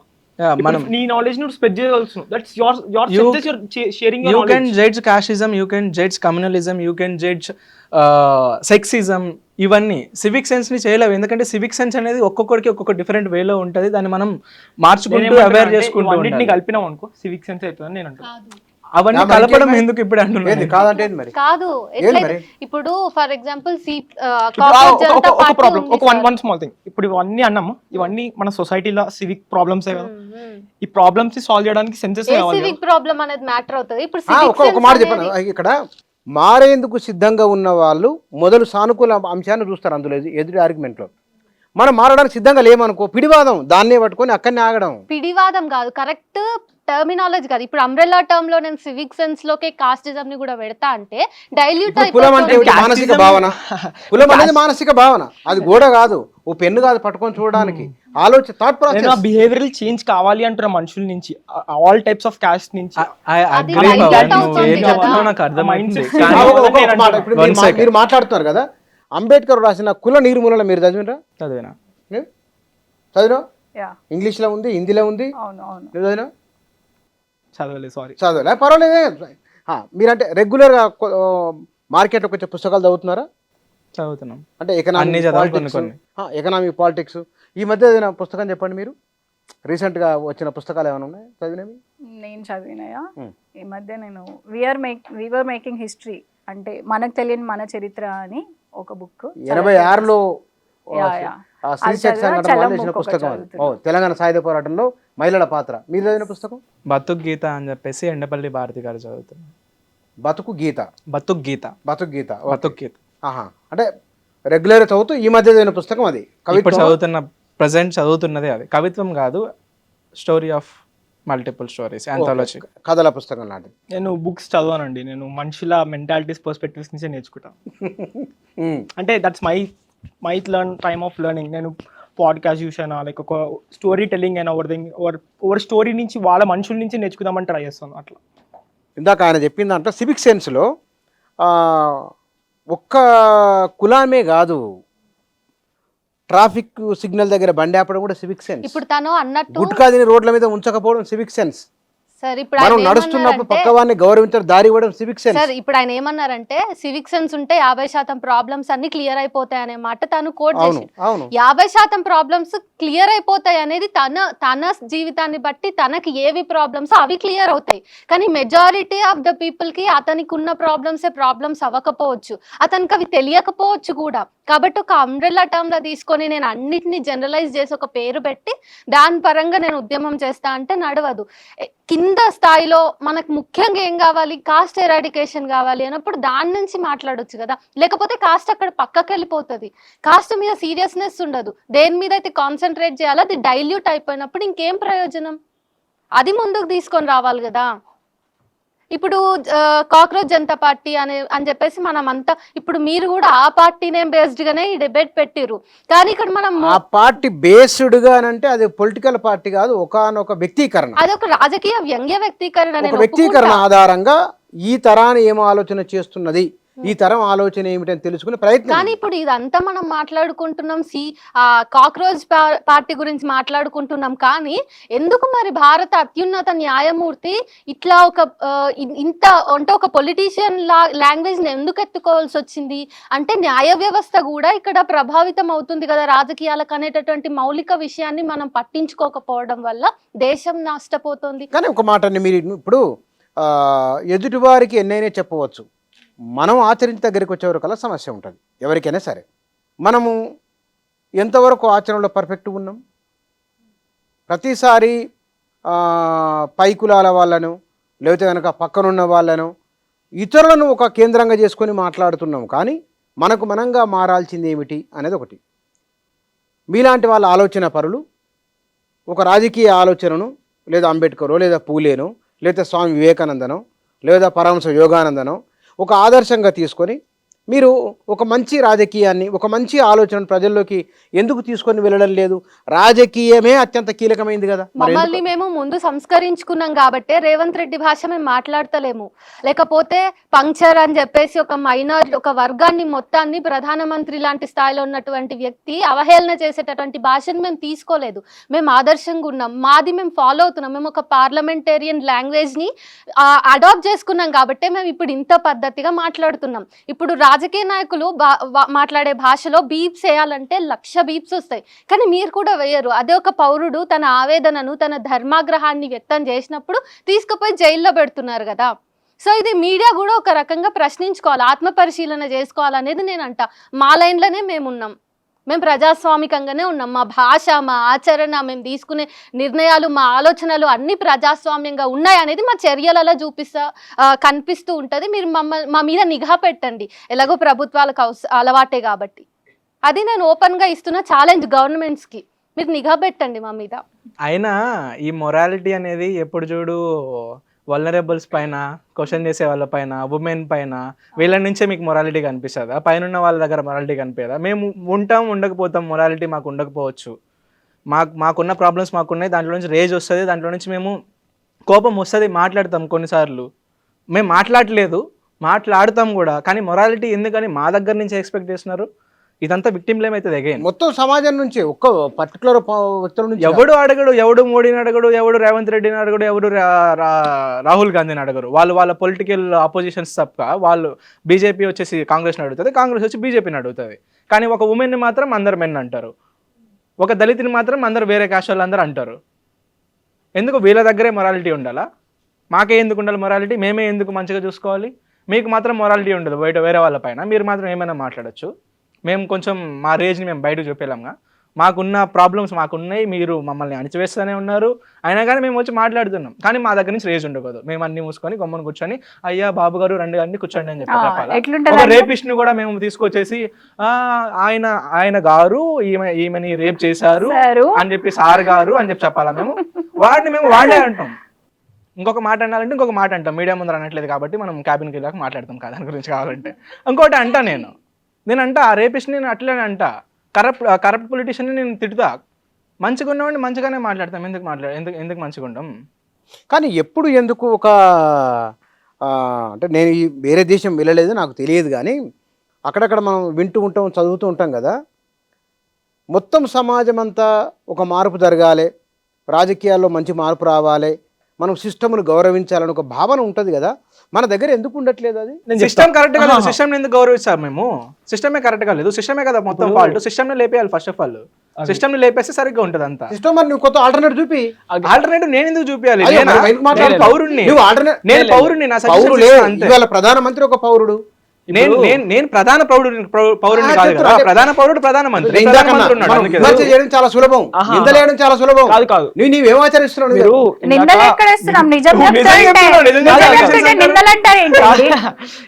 మీరు ఇందాక ఒక క్వశ్చన్ అడిగారు, లైక్ మన యూత్ నుంచి పొలిటికల్ పార్టీస్ రావడం లేదు, మన యూత్ నుంచి ఆ రెసిస్టెన్స్ లేదు, మన యూత్ మొత్తం మన ఇండియన్స్ నుంచి అగెయిన్స్ట్ వస్తలేదు, క్వశ్చనింగ్ అబిలిటీ లేదంటారు కదా. ఇండియన్స్ కి సగం మందికి క్రిటికల్ థాట్స్ లేవు, వాళ్ళంతా వాళ్ళకు ఆలోచన ఉన్నాం సార్, లేదంటలేము. మనం ఎంత సార్ 10% ఉంటాం మనం మొత్తం ఇండియాలో.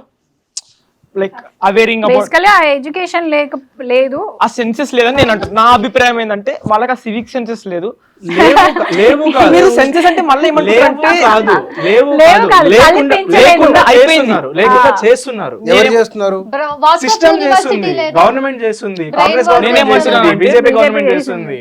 నేనేమంటున్నా అంటే ఈ కాన్షియస్నెస్ ని అందరికి, మన ఇండియన్స్ అందరికి వచ్చింది, వాళ్ళందరికీ ఒక క్రిటికల్ థాట్ అనే థాట్ వచ్చింది అనుకో, అప్పుడు క్వశ్చనింగ్ అబిలిటీస్ వస్తాయి. క్రిటికల్ థాట్ అంటే ఏమిటి నిర్వచించండి.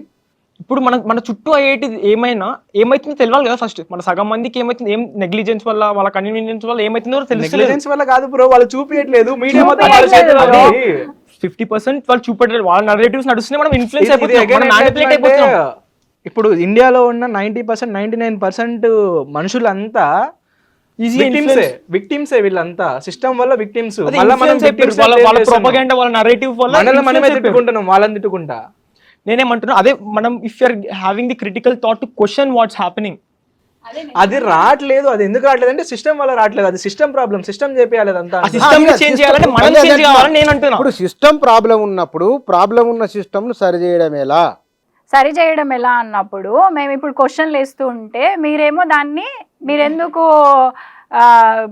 విమర్శిస్తున్నారు, అంటే అన్ని మీరెందుకు సందర్భాల్లో ప్రశ్నకు blame ప్రశ్నే చేస్తున్నారు? సమాధానం కాదు. ఆ? ప్రశ్నకు క్వశ్చన్ ప్రశ్నతోటే స్టార్ట్ అవుతుంది.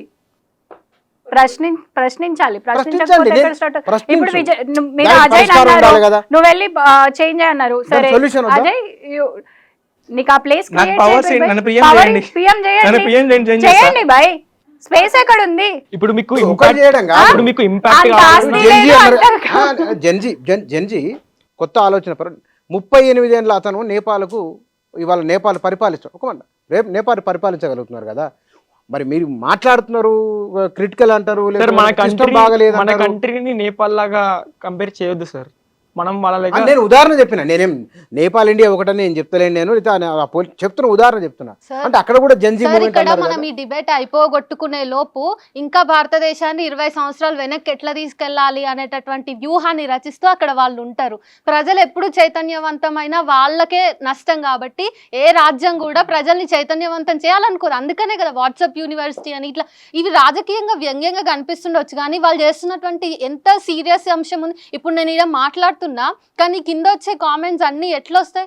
ఎలాంటి కామెంట్స్ వస్తాయి ఇప్పుడు ఇక్కడ ఫర్ మాట్లాడుతున్న వాళ్ళ ఎగ్జాంపుల్ కింద? నా నోట్లకి వెళ్ళి వచ్చే మాటలైనా ఇవన్నీ డిఫరెంట్ టైప్స్ ఆఫ్ మీడియా నుంచి నేను కన్జ్యూమ్ చేసిన మాటలే కావచ్చు కదా. వాళ్ళు స్ప్రెడ్ వాళ్ళు నా మైండ్లో ఫీడ్ చేసిన నరేటివ్ అవుతుండొచ్చు. ఇది మీకు అర్థమైందా? మీకు నేను మనం ఇద్దరం మాట్లాడుతున్నాం, కానీ నా సగం మాటలు అవే అవుతుండొచ్చు. వాళ్ళకి అనుకూలంగా వచ్చిన నరేటివ్, వాళ్ళు బిల్డ్ చేసిన నరేటివ్, వాళ్ళు బిల్డ్ చేసిన ఆల్గోరిథమ్స్ వల్లనే మాట్లాడగలుగుతున్నాం. అదే ఇప్పుడు మనందరికీ ఒక క్రిటికల్ థాట్ ఉండి క్వశ్చనింగ్ అబిలిటీ ఉండి ఆ ఆపర్చునిటీ ఉందనుకో, దెన్ సిస్టమ్ చేంజ్ సార్. మనం అన్నిటి క్వశ్చన్ చేయగలగాలి. ఇప్పుడు నేను ఇక్కడ ఎందుకు కూర్చున్నాను, అక్కడ ఎందుకు కూర్చోలేదు, తను ఎందుకు కూర్చుంది, తను ఎందుకు కూర్చోలేకపోయింది, వాళ్ళు ఎందుకు కూర్చోరు, అన్ని ప్రతి ఒక్క దాన్ని మనం క్వశ్చన్ చేయగలిగినాం అనుకో, అప్పుడే చేంజ్ వస్తుంది. దాన్ని సార్, ఇప్పుడు అవడిస్తలేదు. మీరు మీరే చేయండి, అది చేయండి, మరి మీరెందుకు చేయలేకపోతున్నారు? మీరు చేయొచ్చు కదా అంటున్నారు అంటే కదా. క్వశ్చన్ ఇప్పుడు Question కాదు. బాగలేదు అన్నదానికంటే బాగుపడేందుకోసం ఏం చేయాలో ఒక అడుగు ముందుకు వేయచ్చు కదా. నేను అన్నా మేము ఆల్రెడీ అడుగు ముందుకు చాలా వేసాం. అడుగులు దాటినాం, కానీ ఇక్కడ కూడా మీ దగ్గర నుంచి కూడా ఫస్ట్ ప్రైమరీగా మాకు శీల పరీక్ష జరుగుతోంది. మమ్మల్ని మేము మళ్ళీ మా కాన్ఫిడెన్స్ ని తగ్గించుకోవాల్సి వస్తుంది. ఇక్కడనే అడ్డంకులు ఉన్నప్పుడు మేము ఏం అడ్డంకులు ఉన్నాయి ఈడ? ఉంటాయి సార్, భావజాల పరంగా ఉంటాయి, ఆలోచనల పరంగా ఉంటాయి, నాలెడ్జ్ గ్యాప్ ఉంటుంది. చాలా ఇంత పెద్ద దేశాన్ని మేము ప్రభావితం చేసుకోవాలనుకున్నప్పుడు వైరుధ్యమైనటువంటి అంశాలు అంటే వస్తాయి. నేను ఒక మాట చెప్పిన, నేను మీకు 70 సంవత్సరాల కింద అంబేద్కర్ ఒకరే ఉన్నారు. 100 సంవత్సరాలకు అవతల మహాత్మా జ్యోతిరావు పూలే ఒకరే ఉన్నారు. ఆనాడు వాళ్ళు చేసింది సాహసానికి మించి పదం ఏమైనా ఉంటే కనుక ఆ పదం వాడాలి. ఇవాళ చాలా అవకాశాలు వచ్చి మీకు మద్దతుగా నిలబడే కొన్ని లక్షల కోట్ల మంది ఉన్నారు. మీ వాయిస్కి మద్దతు ఇచ్చే అవకాశాలు రెండు పక్కల వచ్చాయి సార్, ఒక పక్కనే కాదు. అవతల పక్కది డామినేట్ చేసేటట్టు ఉంది అనేది కూడా గుర్తుపెట్టుకోవాలి ఇక్కడ. మరి ఇప్పుడు ఒకే అంబేద్కర్ లేరు, ఒకే మహాత్మా లేరు అంటే దాని అర్థం చాలా వాయిసెస్ కూడా రావడానికి సిద్ధంగా ఉన్నాయి, ప్రయత్నపూర్వకంగా వాళ్ళు వస్తున్నారు, కానీ వాటిని అక్కడనే నరకడానికి కూడా పెద్ద వ్యవస్థ పనిచేస్తుంది ఒకవేళ అనేది ఇవాళ అర్థం ఇవాళ చేసుకోవాలి. ఒక మహాత్మా ఒక ఫూలే వచ్చినా కూడా ఆ మహాత్మా ఫూలేని కూడా కొనేస్తున్నారు సార్. ఈ రోజు భగత్ సింగ్ ఉంటే హెత్కవి జైల్లో వేసి ఉంటారు. భగత్ సింగ్ ని యాంటీ నేషనల్ అనేవాళ్ళు, హెత్కమి జైల్లో వేసి యాంటీ నేషనల్ అనేవాళ్ళు. సరే, ఇప్పుడు ఇవన్నీ మీరు మీ అనుభవంలో ఉన్నది లేదా మీ ఆలోచనలో వారు అన్నట్లు కన్జ్యూమ్ చేసినో ఏమో నాకు తెలియదు, కానీ ఈ వ్యవస్థలో అంటే ఒక అతను ఒక సోషల్ మీడియాలో పోస్ట్ పెట్టగానే కొన్ని లక్షల కోట్ల మంది స్పందన కనబడింది మనకు. ఈ దేశంలో ప్రజాస్వామ్యం మరింత బలపడాలంటే, ప్రజల మధ్య సోదరభావం పెంపొందాలంటే, భారత రాజ్యాంగ నిర్మాతల ఆలోచన ఏదైతే ఉన్నదో అది మరింత బలపడాలంటే ఈ దేశంలో ఏ మార్పు రావాలి, లోపాలను సరిదిద్దుకొని ఎట్లా ముందుకెళ్ళాలి, ఒక్కొక్క 2-3 పొడి మాటల్లో మీరు మీ భావాన్ని వ్యక్తీకరించండి. మీరు చెప్పరా, ఆయన నేను చెప్తాను, మీరు చెప్పండి. ప్రాసెస్ చేసుకుంటాం. ఆ థాట్ ప్రాసెస్ మీరే. నేను అన్నట్టు రాజకీయాలకి మతానికి ముడిపెట్టద్దు. ఫస్ట్ ఆఫ్ ఆల్ రాజకీయానికి మతానికి సంబంధం లేదు. మతం అనేది నా ఇండివిజువల్. నేను రేపు పోయేసి నేను రాముడికి పూజించవచ్చు, జీసస్కి ప్రేయర్ చేసుకోవచ్చు, అది నా మైండ్లో ఉంటుంది, నా ప్రేయర్లో ఉంటుంది. రాజకీయానికి దానికి అవసరం లేదు. నీకు అంతగా జాతీయ నేషనలిజం ఏదో ఉంది కదా, అది కావాలనుకుంటే కల్చర్ని ప్రిజర్వ్ చేసుకో. ఏదైతే మంచి కల్చర్ ఉందో, మళ్ళీ కల్చర్ అంటే అన్నీ వస్తాయి, సతీసహగమం నుంచి మళ్ళీ అన్నీ వస్తాయి. అన్నీ కాదు. కల్చర్ అంటే యూనిటీ అండ్ డైవర్సిటీ. మన కల్చర్ ఏంది, మనం చిన్నప్పటి నుంచి పెరుగుతుంది అది యూనిటీ అండ్ డైవర్సిటీ. నువ్వు యూనిటీ వద్దు, యూనిఫార్మిటీ కావాలంటున్నావు. సౌత్ ఇండియాలో కూడా నువ్వు హిందీ తీసుకొస్తాను అంటున్నావు. ఇవన్నీ కాకుండా మేజర్ ప్రాబ్లం లాస్ట్ 5 yearsలోనో లాస్ట్ 3 yearsలోనో ఆల్మోస్ట్ 80,000 90,000 స్కూల్స్ని లేపేశారు. స్కూల్స్ లేవు, 80,000 90,000 స్కూల్స్ని తీసేశారు. నువ్వు మళ్ళీ గుడులను కట్టారు. గుడులు కట్టడం నాకు ప్రాబ్లం లేదు, గుడులను కట్టు, స్కూల్స్ని అట్లనే ఉండు. గుడులను ఎట్లయితే కడుతున్నావో స్కూల్స్ని కూడా అట్టే లేపు. రాజకీయానికి మతానికి లింక్ పెట్టుకుంటా చేసుకుంటే రాజకీయం మంచిగా ఉంటుంది. Agree to most of his points sir. నాకు నిజంగా మన దేశమైన మన ఏదైనా 20 years ఫర్ ఎగ్జాంపుల్ మనం నిజంగా డెవలప్ కావాలి, నంబర్ 1 కావాలి, మన యూత్ అందరూ ఇండియన్స్ అందరూ should be proud across the world అంటే ఫస్ట్ ఇంటర్వ్యూ స్టార్ట్ అయినప్పుడే చెప్పినా సార్, మళ్ళీ అదే పాయింట్ చెప్తున్నా. Education should be equal and education should be for everyone. ఇది ఇంప్రూవ్ కావాలి. ఎడ్యుకేషన్ అయిపోయినాక వాళ్ళకి ఎంపవర్మెంట్, వాళ్ళకి ఎంకరేజ్మెంట్ కావాలి, దాని తర్వాత ఎంప్లాయ్మెంట్ కూడా రావాలి, దీంతో పాటు హెల్త్ కేర్ రావాలి. మనం ఈ 5 things ఉన్నాయా 24/7 ఈ 5 గురించి మాట్లాడాలి సార్. వేరే ఏం టాపిక్స్ ఉండొద్దు మన టాపిక్ ఆఫ్ డిస్కషన్లో కూడా. If you're speaking with anyone కదా, this should be our 5 main motives. దీని గురించి మనం మాట్లాడుతూ ఉండాలి, దీని గురించి ఎట్లా ఇంకా బెటర్ సొల్యూషన్స్ తీసుకురావాలి, దీని గురించి ఇంకెంత అడ్వాన్స్గా వెళ్ళగలుగుతాము, ఈ 5 things మీదనే మనం ఫోకస్ చేయగలగాలి.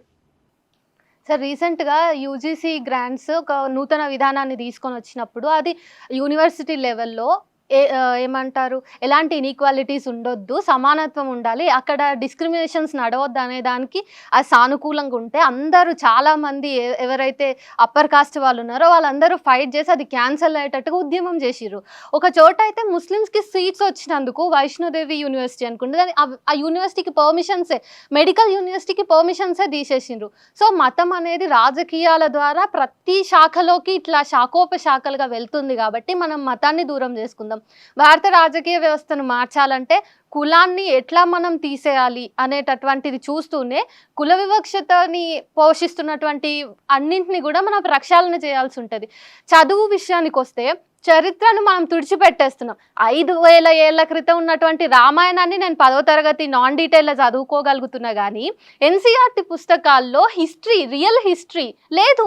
సో సిలబస్ అంతా అకాడమిక్స్ అంతా కూడా కాషాయీకరణకు గురవుతుంటే ప్రజలకి కామన్ సెన్స్ కానీ లేకపోతే వాళ్ళ చరిత్ర ఎట్లా తెలుస్తుంది?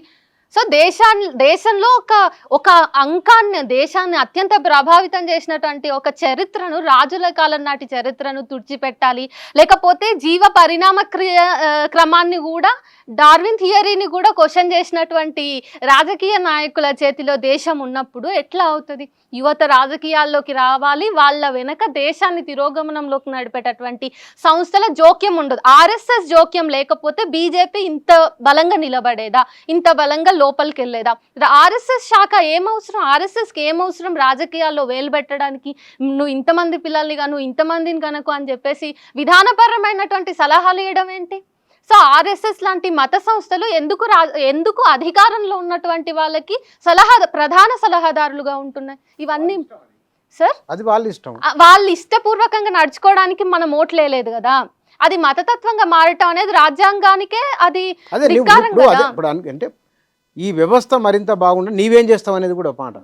దాన్ని వెనక్కి తీసుకెళ్ళొద్దు. నాకు మీరు అవకాశం ఇచ్చిర్రు కాబట్టి సరే వెళ్దాం పదండి, మళ్ళీ గోచి వంగడి కట్టుకుందాము, ముందొక ముంత వెనకొక చీపురు కట్టుకొని పోదాము అని అంటే నడవదు కదా. అట్లనే ఉన్నాయి ఇప్పుడు ఆర్ఎస్ఎస్ విధానాలు అన్ని అట్లనే ఉన్నాయి.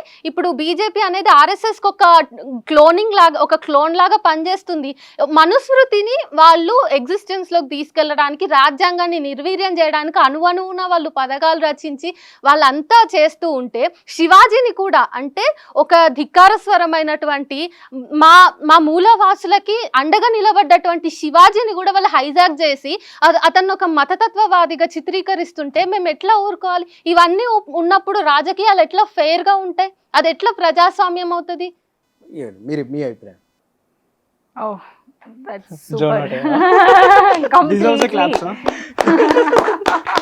మౌనమే సమాధానం. అట్లనే అనిపిస్తుంది ప్రస్తుతానికి. అండ్ చాలా విషయాలు మనం మాట్లాడుకున్న తర్వాత నాకోటి అనిపించింది ఏంటంటే, ఫస్ట్ సమాజం కానీ ఎవరైనా కానీ అసలు ఈ ఇన్జస్టిస్ని గుర్తించాలి. క్లాస్ వైజ్ గానో, క్యాస్ట్ వైజ్ గానో, ఎన్వైర్మెంటల్ వైజ్ గానో ఏదైతే ఉందో ఈ ఇంజస్టిస్ని ప్రతి ఒక్కరు గుర్తించాలి. గుర్తించినప్పుడు ఆటోమేటిక్గా సిస్టమ్స్ అన్నీ రిఫైన్ అవుతాయి. ప్రతి మనిషికి ఒక హ్యుమానిటేరియన్ స్పందన రావాలి. యాక్చువల్గా ఒక హ్యుమానిటీ ఎంపథెటిక్ ఆలోచనలు రావాలి అండ్ రైట్ వేలో రావాలి, రైట్ క్వశ్చన్స్ అడగాలి. అందరికీ వాయిస్ వచ్చేలాగా అన్ని ఫోరమ్స్ పని చేయాలి, అందరికీ ఆ రైట్ రావాలి. So that's how it should be అని నేను అనుకుంటున్నాను. Yeah, right, thank you. వీరందరితో వారి అభిప్రాయాలు ఇవి అంటే గడిచిన 10 రోజుల వ్యవధిలో జరిగిన పరిణామాలు, ఈ పరిణామాలపై తక్షణ స్పందనగా మాత్రమే వీటిని చూడాలి. ఇందులో భారత రాజకీయాలు, ప్రభుత్వ విధానాలు మరింత మెరుగుపడాలంటే ఎలాంటి ఆలోచన ఉండాలి, ప్రజల మధ్య సోదరభావం పెంపొందాలంటే ఎలాంటి ఆలోచన ఉండాలి, ఎలాంటి ఆచరణ ఉండాలి, విద్య, వైద్యము, ఉద్యోగము, స్త్రీ పురుష సమానత్వము, ఇవన్నీ ప్రజల జీవితంలో మరింత పెనవేసుకొని ఉండాలంటే ఎట్లా ఉండాలని తెలుసుకునే లేదా ఒక సూచనాప్రాయమైన అంశంగా మాత్రమే ఈ చర్చను చూడవలసి ఉంటుంది.